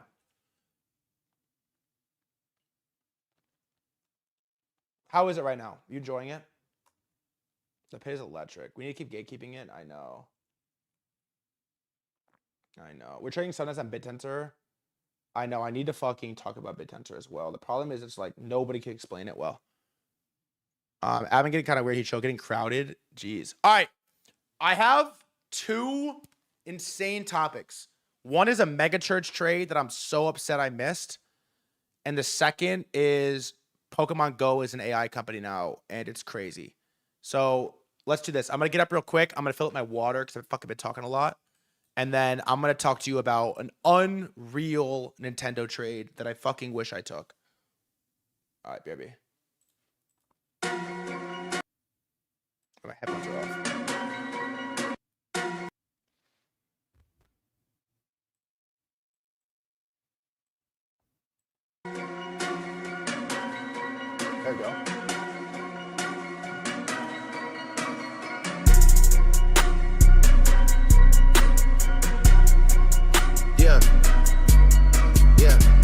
look at the mirror, it turn into ice. They say you the man, so talk to me nice. I'm cashing a check, I'm out for the night. Over your CEO, gotta talk to me nice. Industry man, cause I get all the hype. I'm in niggas' heads, I'm looking like lights. I buy the thing without checking the price. The boy from the six gotta talk to me nice. You see the teen nigga, look at the management, marketing genius. Look what I'm ravaging. Flew out the turns and go fuck up some lavish shit. I ain't the baddest, but I'm never bragging. Move precision, no looking, no catalyst. Breaking down plays like an NBA analyst. I learned the ways when I sat down with Jack. My arm getting stronger, my words full of facts. I'm at the point I can touch on the moon. If I'm about to touch it, I'll walk on the tube. If I got partners, I'm sending the goons, and they do it now, I ain't got nothing to lose. I'm hitting numbers when I'm on the news, but you just start growing when you hit the news. I got the gun and I'm ready to shoot. If one of these niggas is trying me soon. Look at the mirror, turn into ice. They say you the man, so talk to me nice. I'm cashing the check, I'm out for the night. Over your CEO, gotta talk to me nice. Industry mad, cause I get all the hype. I'm in niggas' heads, I'm looking like lights. I buy the thing without checking the price. The boy from the sis gotta talk to me nice. The trap music girl gotta talk to me nice. HL guy gotta talk to me nice. I fuck on the bed and she talk to me nice. She speaking in Spanish, she talk to me nice. I'm in that pussy on my eyes and crack. Put 30-30 and talk to me nice. I'm in some gum at the Zane with the Sprite. Fuck with the Lakers and talk to me nice. So at the club in the Gorp and hoes. I reach some more and I leave out the door. Came with 5 and I left out with 20. But back at the crib, you know I keep it planted. Keeping the tuck out the breakers and fanny. We serve out the works on the feet we get it. Second the young, I was getting the heavy, was getting the purple like 888. Sip serve by the double cup. Free bands, ain't no subs. Ice man serving at the truck. Ice man to work ain't nothing cut. Kilo for the trap house. I still set a stash out. Fuck the bitch, blow back hot. She be talking nice and she fanned out. Yeah. Right, that's like the 4th break today. I know the fucking the reading like cooks me, dude. I don't know what it is. The reading makes me so tired. Like fucks my voice. I had to fill up my water and like take a second. All right. Before I move on from crypto, because I have a really important topic I want to cover.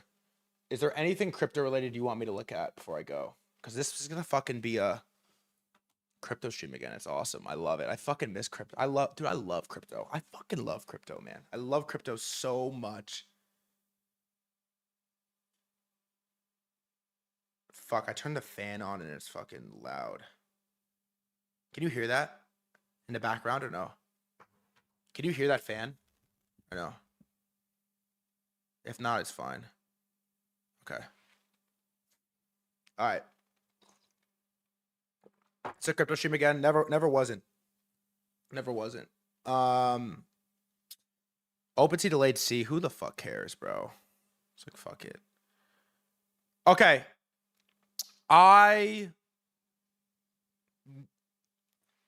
Here's what I'll say. Let me do it quick. Should we do a quick scroll real quick? Your Cabal dinner when they were long ETH was a real alpha. I forgot about that, bro. Holy fuck, I forgot about that, huh?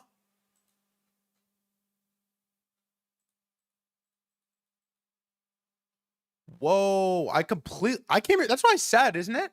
Everybody's long ETH and I fucking clowned them.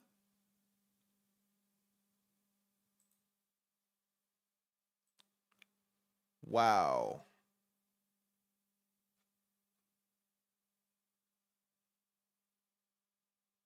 Wow. Even Taiki was long ETH. Has Taiki tweeted? Hot in the 6, I'm a national treasure.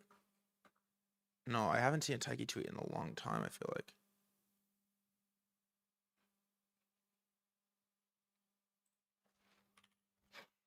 Banger. Is XPL not a good trade here with everyone bullish stables? In theory, it should be, but the token is just cursed. You have to just like take note when a token's cursed, you know? Actually, probably is a decent. Oh my god, am I gonna long plasma? Oh my god, 200 mil. Oh my god. Am I gonna long plasma, dude? It actually looks insane on the daily. Stop. It looks so good. Stop.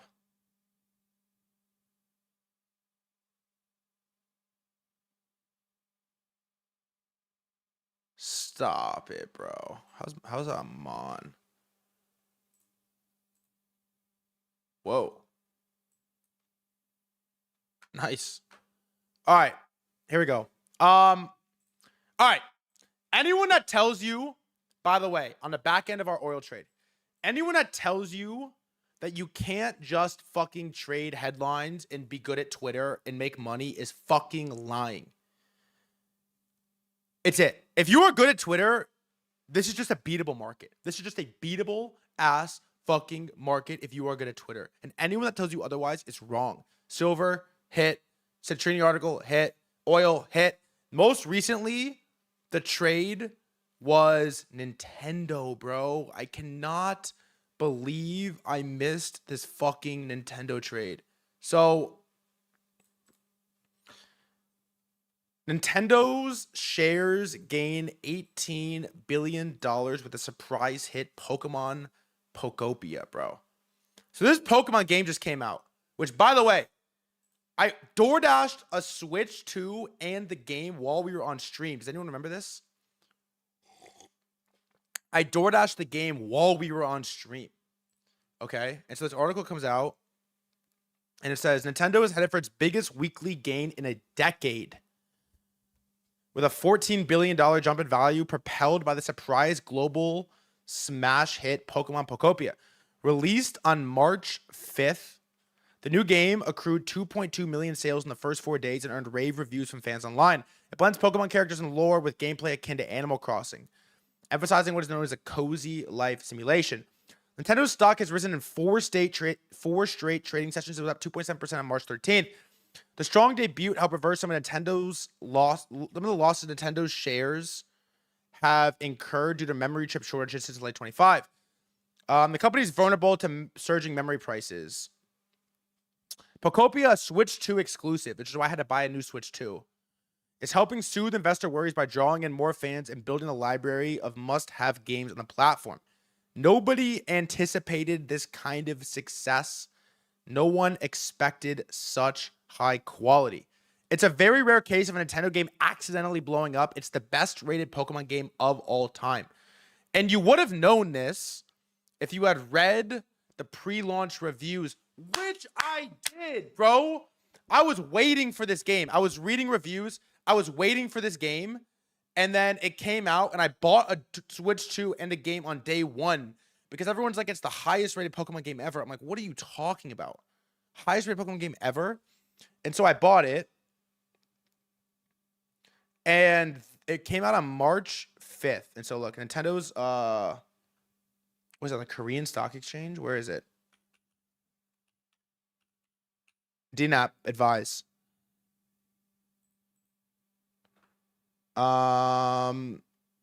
Japanese, my bad. Is this the best? Ticker 7974, I think is right. We got to get a international brokerage account.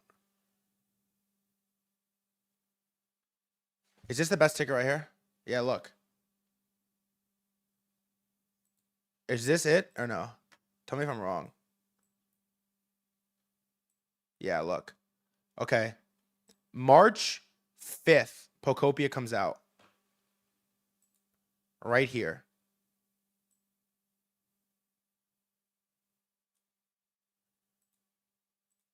Proceeds to pump 22%.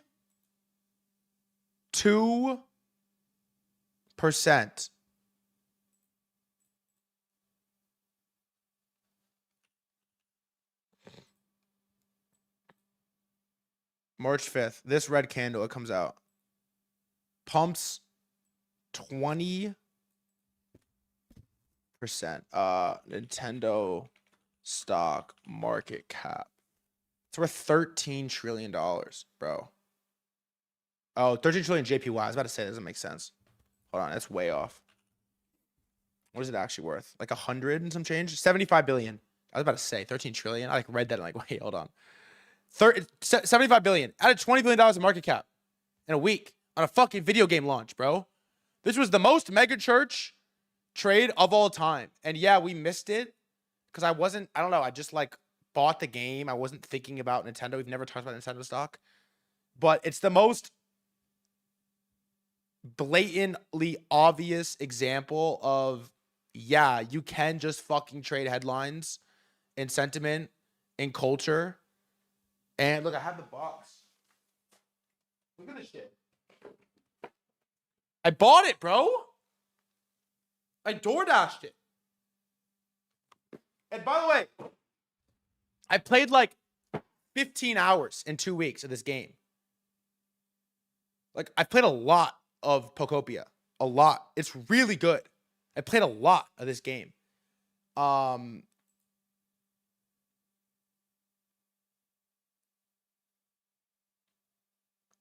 you think the same will happen with TTW or GTA 6? Or is that probably still the news? That one's tougher. Because honestly, this Pokopia thing came out of nowhere. Like, all the people that had early access to the game were saying it's the best Pokemon game ever, and people were like, what the fuck are you talking about? Like, no, it's not. It can't be.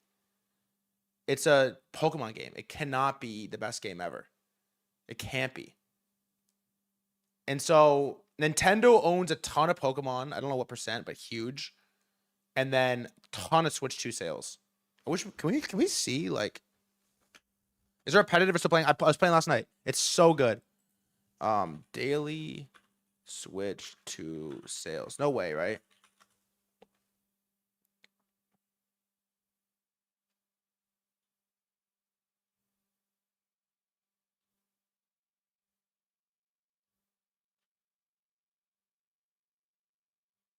No.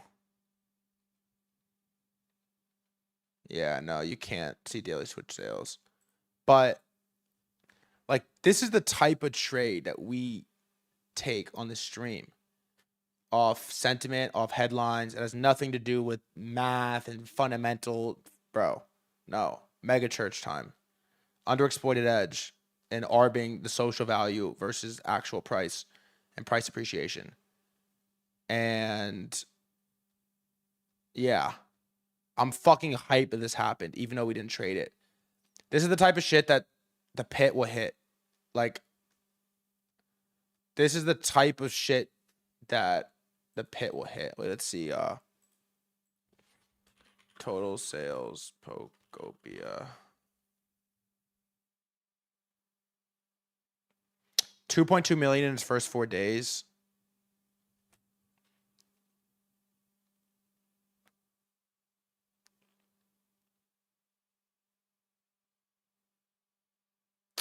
What's a other viral game? Let's see. Like, let's how do we compare it?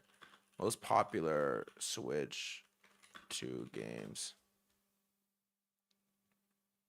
All right, let's see. Like, Mario Party Switch. Who the fuck plays Mario Party? Switch 2 first 4 days sales.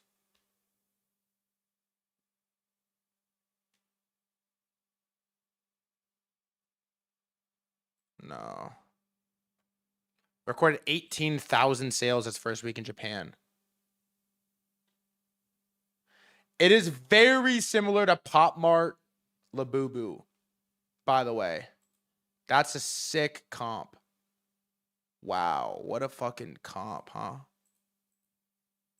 Hyperliquid.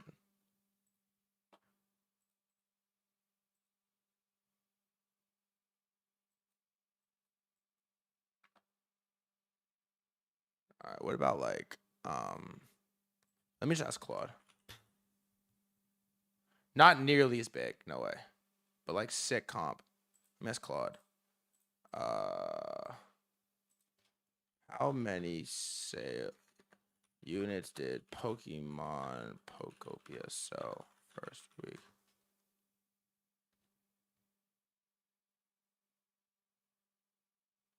$2.2 compared to Legends ZA, which had 5.8, but it was cross-gen. Interesting. So you needed a fucking Switch 2. Yeah, which is why I fucking bought a Switch 2. That's why I bought it. The sole reason I bought it. Crazy. All right. Now, one other thing happened regarding Pokemon. Wow, look at this fucking chart, dude.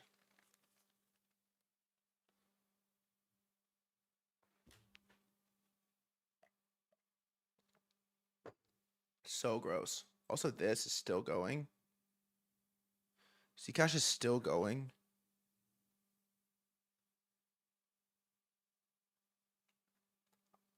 By the way, I just got, I'm not going to say who it is. Wait. I'm not going to say who it is, but maybe the sickest guest we could ever have on just told me he's down, by the way. I'm geeked. I'm so geeked. We'll come back to this later. Let's fucking go. No, it's not Sailor. No, let's fucking go, bro. Let's fucking go. He didn't schedule, but he just said yes. Better be who I think it is. It is. It is. It is. It is. It is. It is. It is. Let's fucking go, bro. Let's fucking go. Let's fucking go, bro. Body language guy. Nah, stop. You gotta check my body language. No, I'm not lying. Let's fucking go, bro. Stop playing. Yeah. Look at the mirror, turning the ice. All right. We'll come back to that later. The flow. The flow horse. I'm geeked. Imagine. All right. Predictive history. No, it's not. But I should try. Actually, I need my headphones. All right. One more segment. One more sick segment is way cool. I agree. Way cooler than the predictive history guy. Although I think he's awesome. Way cool. Like way cooler. Step function cooler. All right. Speaking of Pokemon.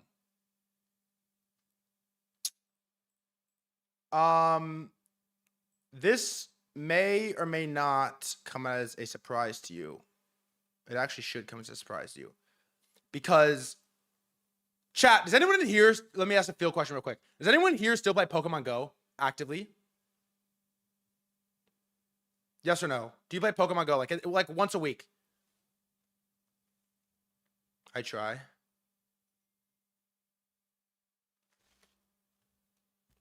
Nah, I used to.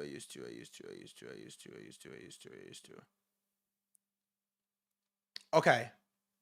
Well, here's the deal. Is that Pokemon Go, one of the most popular games ever. I mean, maybe one of the most popular mobile games of all time, has spun out an AI division. Okay, because everybody realized that for multiple years, the entire world was running around catching Pokemon with their location on, their camera open, and basically mapping out the geography of the entire world. And everyone realized, holy fuck, Pokemon Go has infinite data. And they are basically now an AI robotics behemoth. Okay? Here's the announcement.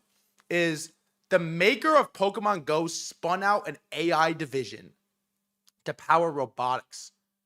Okay? Wait, let me get this right. Hold on, go back. It's working with Coco Robotics and autonomous luggage-sized delivery vehicles. You know those fucking delivery robots that drive around and like run into poles and hit people on the street, and they're so bad. They're so fucking annoying, and they suck, and they're terrible. Yeah, well, they're not gonna suck anymore because they have an insane amount of data from Pokemon Go players starting now. 30 billion images, 100 mil active players, 1 million plus popular urban locations. And so for last mile city delivery, they can't rely on only GPS. So Niantic, the creator, trained a model on every image since Pokemon Go's breakout launch in 2016. The most popular AR game ever, and they have 1 billion plus downloads. And so in the age of AI, when everyone's basically training on the same internet and the same data sets, proprietary data is infinitely valuable. Because what do you have that nobody else has? And so Pokemon Go has like a decade. Yeah, it's been 10 years now. 2016. It's been 10 years. A decade of 100 million active users running around with their camera on, location enabled, catching Pokemon through every obscure location and street and park and map of the entire United States. And so, crucially, players take photos from multiple positions with fine-grained metadata, and Niantic is able to build hyper-detailed virtual simulation per MIT review. Coco Robotics currently has 1,000 of its vehicles operating. And quote, everybody thought that AR was the future, that AR glasses were coming, says the Niantic CTO Brian McClendon. And then robots became the audience.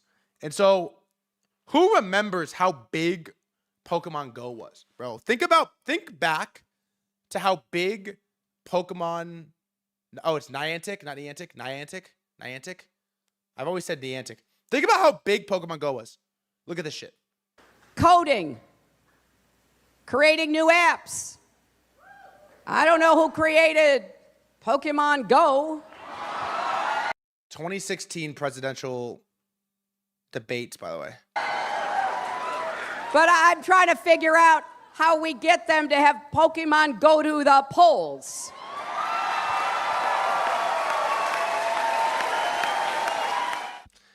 I actually cannot believe this is 10 years old. I will never forget.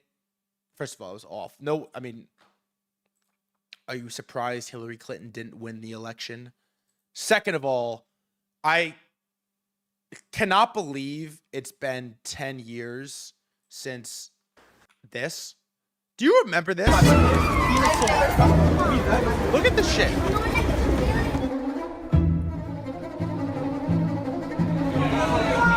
Look at this. The world has not been brought together in a way since Pokemon Go 2016. I mean, look at this. It captured the entire world. Oh, yes.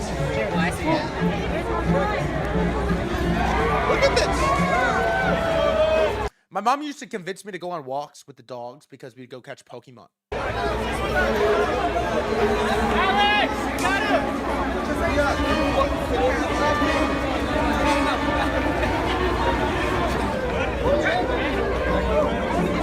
So as you watch, think about this. Every single one of these people has their cameras on, location enabled, and they're training an AI model for robots to navigate streets, paths, parks, roads, sidewalks, everything. Think about this. Like, Watch out, guys. Hello, heads up.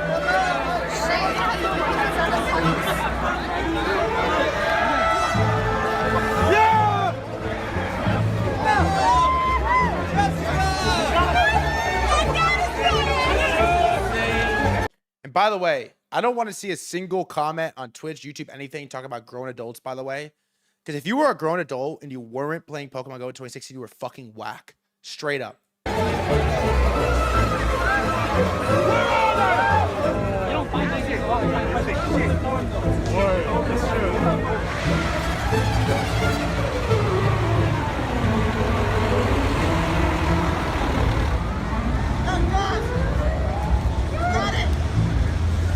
Bro, we were going on dates catching Pokemon. The HUDs were playing.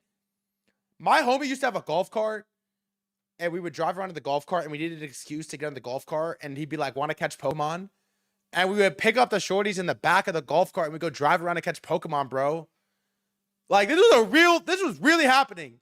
And the whole time, we're just training a fucking AI model. And so, 143 million people thought they were catching Pokemon. They were actually building one of the largest real-world visual data sets in AI history. Niantic just discovered that photos and AR scans collected through Pokemon Go have produced a data set of over 30 billion images. Here's the news report. Oh, I can't watch this one. Maybe I will skip it. Now, a couple things came up as we're researching the Pokemon Go announcement. Okay. And two of them, is that Niantic was initially funded by the CIA. Okay. Bet you didn't know that. The CIA funded Niantic. This is why we can't have fucking anything nice. And second is that Niantic is owned by Saudi Arabia. Brother.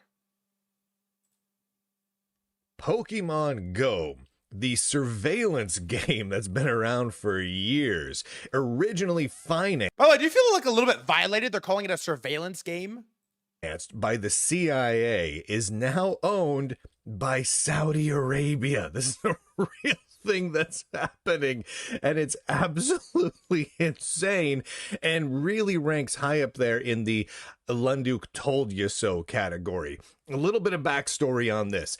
I've been reporting on this for years, the issues with Pokemon Go. Essentially, Pokemon Go is the world's perfect surveillance tool.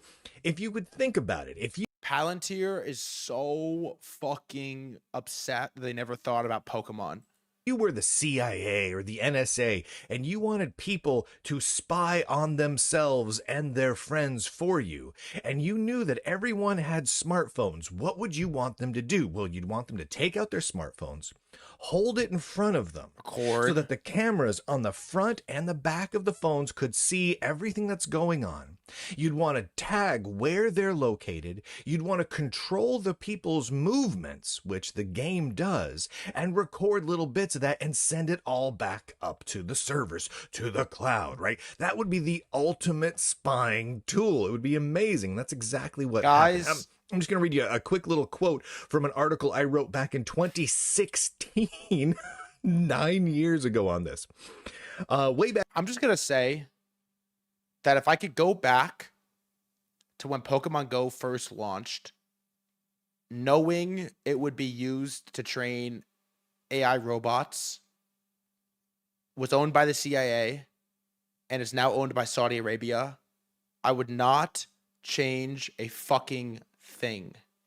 Back in 2001, Keyhole Incorporated, which is what Niantic used to be called, the makers of Pokemon Go used to be called Keyhole, was founded by John Henke, who previously worked in a foreign affairs position within the U.S. government. The company was named after the Eye in the Sky military satellites. One of the key early backers of Keyhole was a firm called In-Q-Tel. Now, In-Q-Tel is the venture capital firm of the CIA. And I want to make this very clear. Also, the CIA just picks the best horses. I don't know what else to say.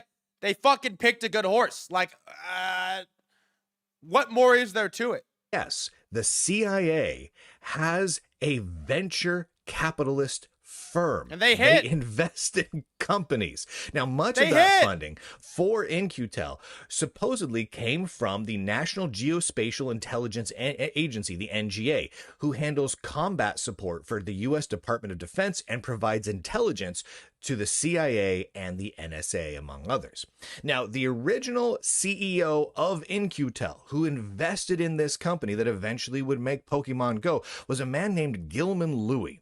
Now, Louis received a whole slew of awards, tons of awards, including the CIA Agency SEAL Medallion, the Director's Award by the Director of the CIA, and the Director of National Intelligence Medallion, all for investing in the company that would go on to create Pokemon Go. And Gilman Louie then sat on the board of directors for Niantic, the company that makes Pokemon Go. And so I talked about this to everyone who would listen, which mostly was conspiracy shows. I went on. Wait.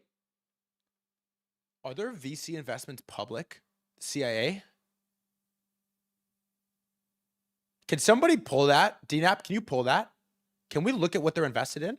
The radio. I was on the History Channel. I was there's a picture of the History Channel spelling my name wrong. Thanks History. And I talked to a lot of people about these particular issues, but more than not, throughout the tech industry, I was ridiculed and mocked and labeled a conspiracy theorist for these crazy ideas. There's no way that Pokemon Go is being used to spy on us, to collect our data. No way. That's nonsense, Lunduk. You're crazy. And then this last November, oh boy, was I proven correct beyond my wildest dreams.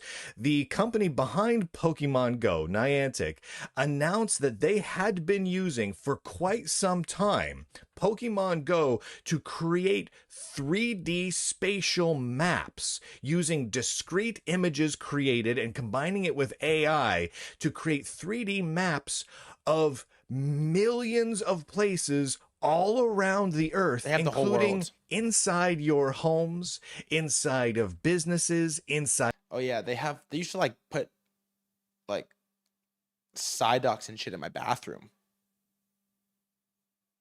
That is interesting. And so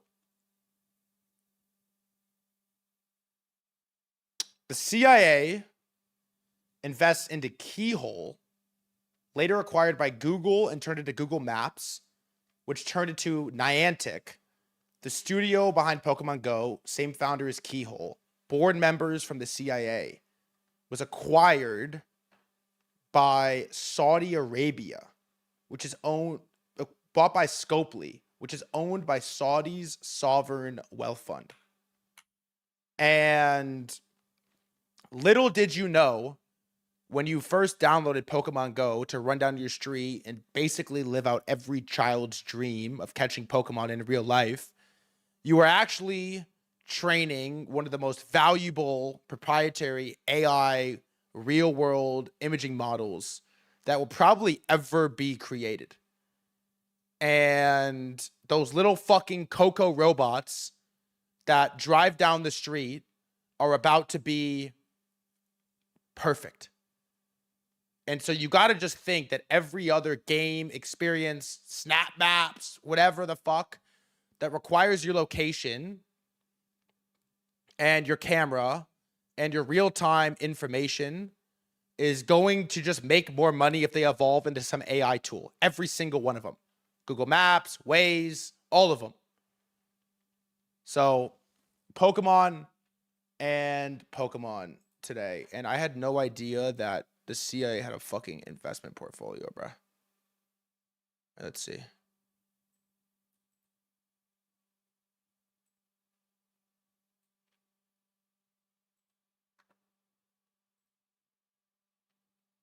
Portfolio. I don't even... Inertia. A redo TR11.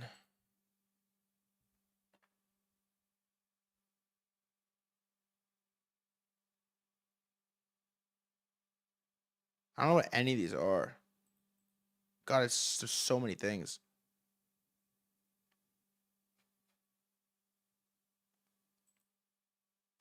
Filtered by North America.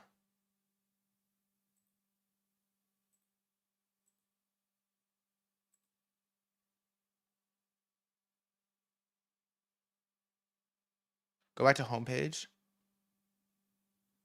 Oh, Andro. Spotlights. Volcheck. Hio.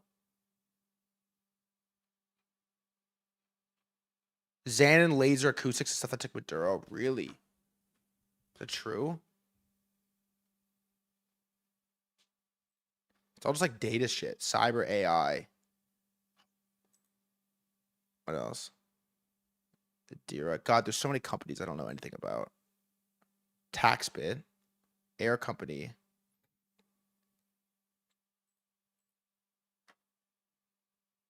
Ooh. Taxes is a weird one.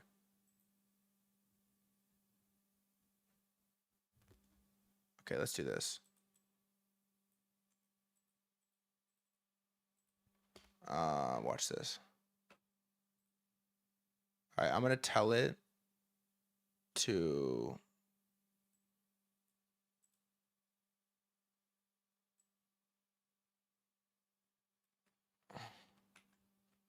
Tell Claude.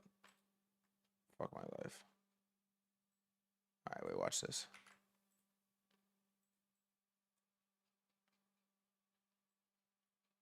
All right, that's what we're going to do. That's what we're going to do. I have an idea, chat. All right, so I'm going to go like this. And I'm going to say...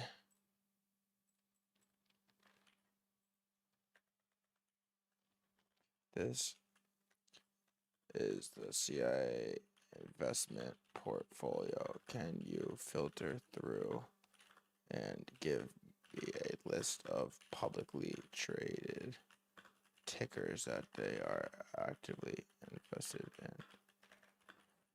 Thanks. Yeah, Claude, make it not retarded. All right. The last thing I want to do today, by the way, oh my Lord.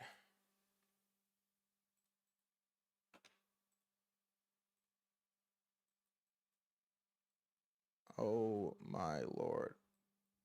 Bitcoin leg up, Hyperliquid leg up. Even Solana. Gross. Is all right. There's this fear and scare happening right now in private credit, okay? And we haven't talked about it at all. So I have a really fun guest coming on tomorrow who is Fei Zhao, who everybody I'm assuming knows. And we're going to spend a lot of time talking about war, talking about oil, talking about macro, and talking about private credit.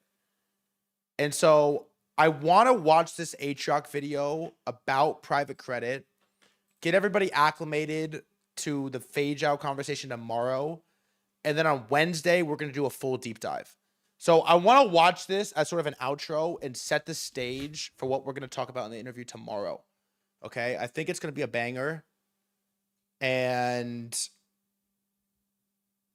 yeah, we need this for like learnings. So let's just, I haven't watched it yet. Let's watch on stream and let's see what we think. Crazy news on this channel for years, and things that are bad and things that seem bad on the surface. This week is like spiraling. It feels like the closest we've been to real downturn. It's really bad, and there doesn't seem to be an off-ramp, and the effects compound. Nice. I don't want to be hyperbolic, but I legitimately think it's really bad. I think it's way closer to all at once than slowly, if I can say it like in an HROC meme. I think it's way closer. The things we're seeing in private credit here, I don't have a presentation for this. I want to work on one, but I can explain it on a simple level.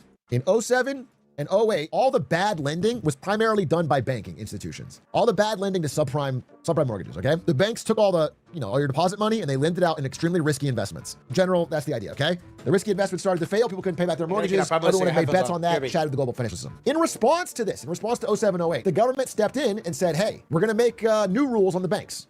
You cannot have this level of risky leverage. You can't take on these crazy bets. You need to have a certain amount of safe tier 1 capital on your books before you make these crazy loans. And so now the banks are relatively, I wouldn't say actually, I talked about some limits, but relatively safe now.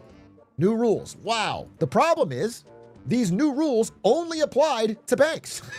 And so all the people that still wanted risky loans like this just went to other lenders. And that created this new opportunity for big private equity firms to start what's called private credit, which basically just means lending, but you're not a bank. Private means not public, can't see the books, you can't see what's going on, and credit means lending. So it's like Blackstone, it's like Blue Owl, it's like, it's all these companies. Primarily, they were lending to other private equity firms, to mid-sized businesses, there were some auto loans, whatever. So they lend out all this money. And because it's no longer in a bank, and it's not even public anymore, there's two things that are missing. Number one is there's no oversight. Zero oversight. On a bank, like on a big bank, like JP Morgan Chase or something, you can look up, you can see what they own, you can get the status of their holdings, you have a lot of insight. And every day, JP Morgan Chase is a publicly traded company. So if like things are looking kind of bad, their stock will go down. Things are looking good, the stock will go up. You have an understanding of what's going on. Private credit, all of this is hidden. You don't know what they have. You don't know if their loans are good or bad. You don't know if they're in the right direction or the wrong direction. It's all hidden. So there's no oversight. And there's also no rules. It's all hidden. The number two is they get to set their own mark to market. They get to mark their own assets, whatever they want, which very simply, it's like if you gave me $100,000, you guys all pitched in, you gave me $100,000. And I'm like, I'm going to start the Atrioc Card Investment Fund, and you're going to make some big returns on this, okay? So you guys all give me $100,000. Do it right now. Do it right now. Give me enough subs so we can do this. Everyone just pitch in $100,000, and then I start the investment fund, and we're all going to get rich. I'm going to make you guys money. We're going to give you a return. So I take that $100,000 and I buy a Charizard. I buy a brand new first edition Charizard or whatever, whatever card's worth $100,000. And then for the first year or the first few months or whatever, the price of that card is going up. And I keep reporting to you, hey, you're making money, buddy. The fund is going up in value. Things are looking good. The card's worth $150,000 now. You've all earned your little piece. We're all making money. Then let's say the card goes way down in value. Let's say nobody cares about Pokemon anymore. Something happens. For whatever reason, it's declined. Now the Charizard's worth, $5,000. It's way, way, way down. Okay, here's the problem. I don't have to tell you that.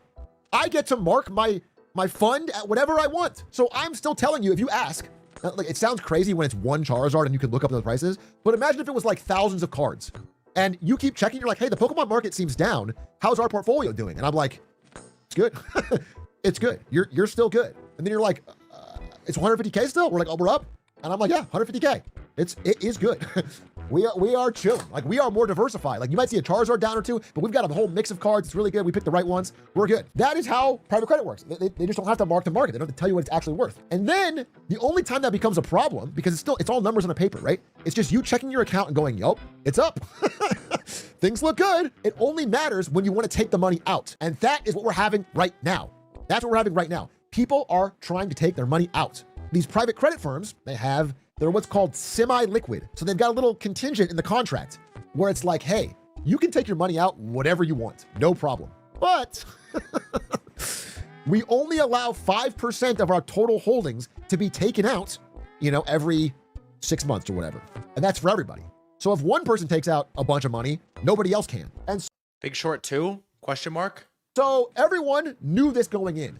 A lot of these rich that signed up for private credit, they knew it going in. They didn't expect it to be a problem, but they knew it going in. But they thought, like, times are good. I'll always be able to get my money out. Like, I'll always be able to withdraw because I'll just withdraw and no one else will be withdrawing and I'll get my whatever. Like, I'm a small part of the pie. My holdings are less than 5%. But the problem is, what's happening right now is everybody's running for the door at the same time. And so everyone's trying to withdraw their money and the 5% gets used up instantly. And so now they're throwing up what's called gates.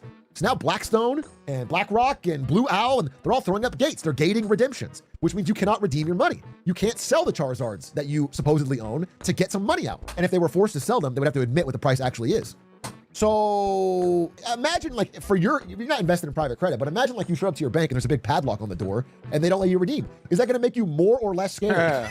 Everybody that's involved in private credit is seeing redemptions go up and get gated.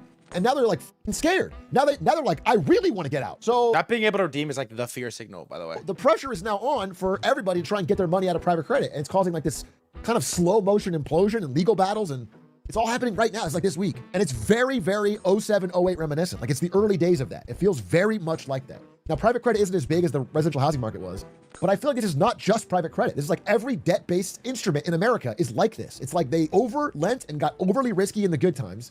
And now we are in the bad times. And everybody's doing like an extend and pretend. They're all trying to find ways to keep the ship afloat. They're all trying to do shit that hides it, but it's getting harder and harder to hide it. And private credit's like the canary in the coal mine that's showing like they've tried everything and now they're just having to stop you from leaving. I got a question for you.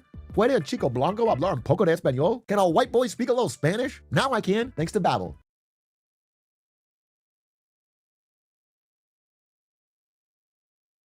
Today's sponsor, a language app that I have been using to learn Spanish to speak to my wife's family in Mexico. And it's easy, it's convenient, it's effective, most importantly. Now, I'm not allowed to mention competitors, so I blocked it out of what you'll find if you search for the comparison. But the truth is that while leading competitors that you may know in the language learning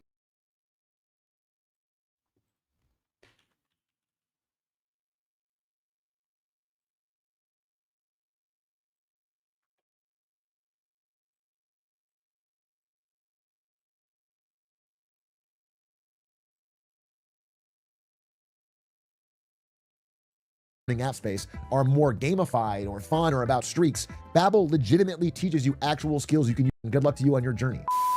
And then, not to do a patriarch here, but exactly 6 months ago, I made a video called I Need to Warn You. I need to warn you right here, this one. 6 months ago, they said, hey, we're gonna make it so people with their 401k can have access to these formerly private things. Instead of just investing in public stocks, they can now get access to these private firms, okay? I said, this is a top signal.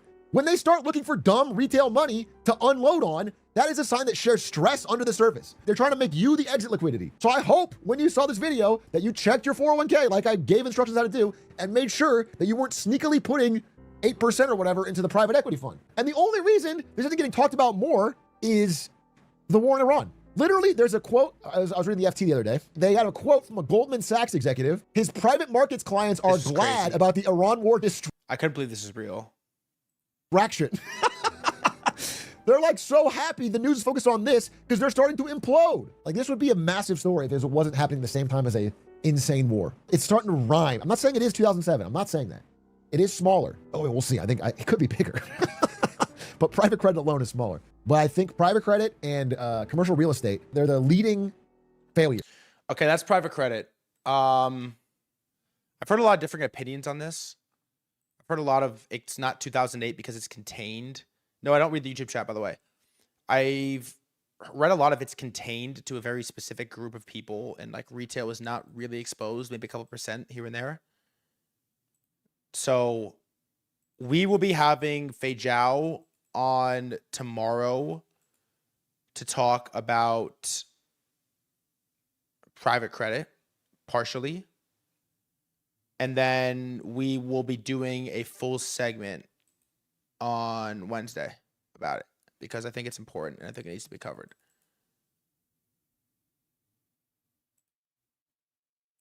And that, my friends, is where we are on this glorious Monday. Bitcoin, great. Hyperliquid, better. Zcash, somehow better.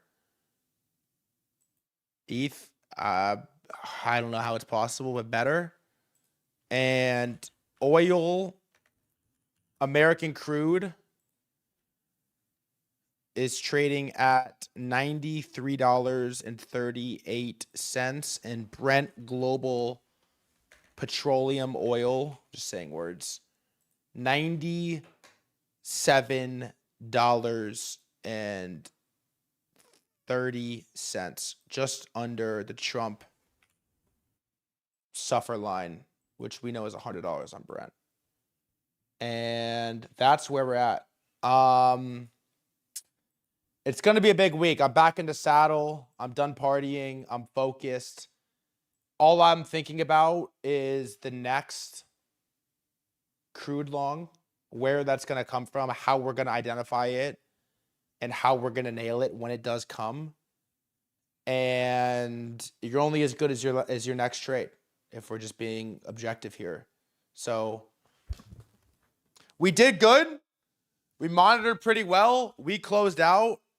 And now it is time to find the next one.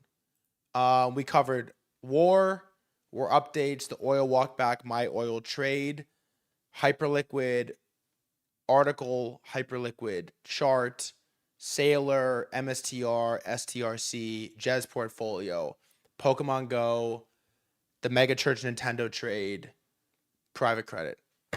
That's what we did today. I'm out. I'm rugged. Tomorrow we have a fucking big stream. We have a lot to cover. We have Fei Zhao coming on. There's a lot going on. There's a lot to cover. FOMC soon. I don't know. Monitoring the situation is never done. Chat, what'd you think? First stream back. It takes me a little bit to get into the flow, but tomorrow's the most important stream ever until the next one. That's the stream. That's what I got. Numbers going up. It's a fucking movie. Crypto looks good. We're talking a lot more about crypto, AI, everything's happening. I'm not short oil. I'm long the United States of fucking America. I love y'all. I appreciate y'all. I'm out. Peace.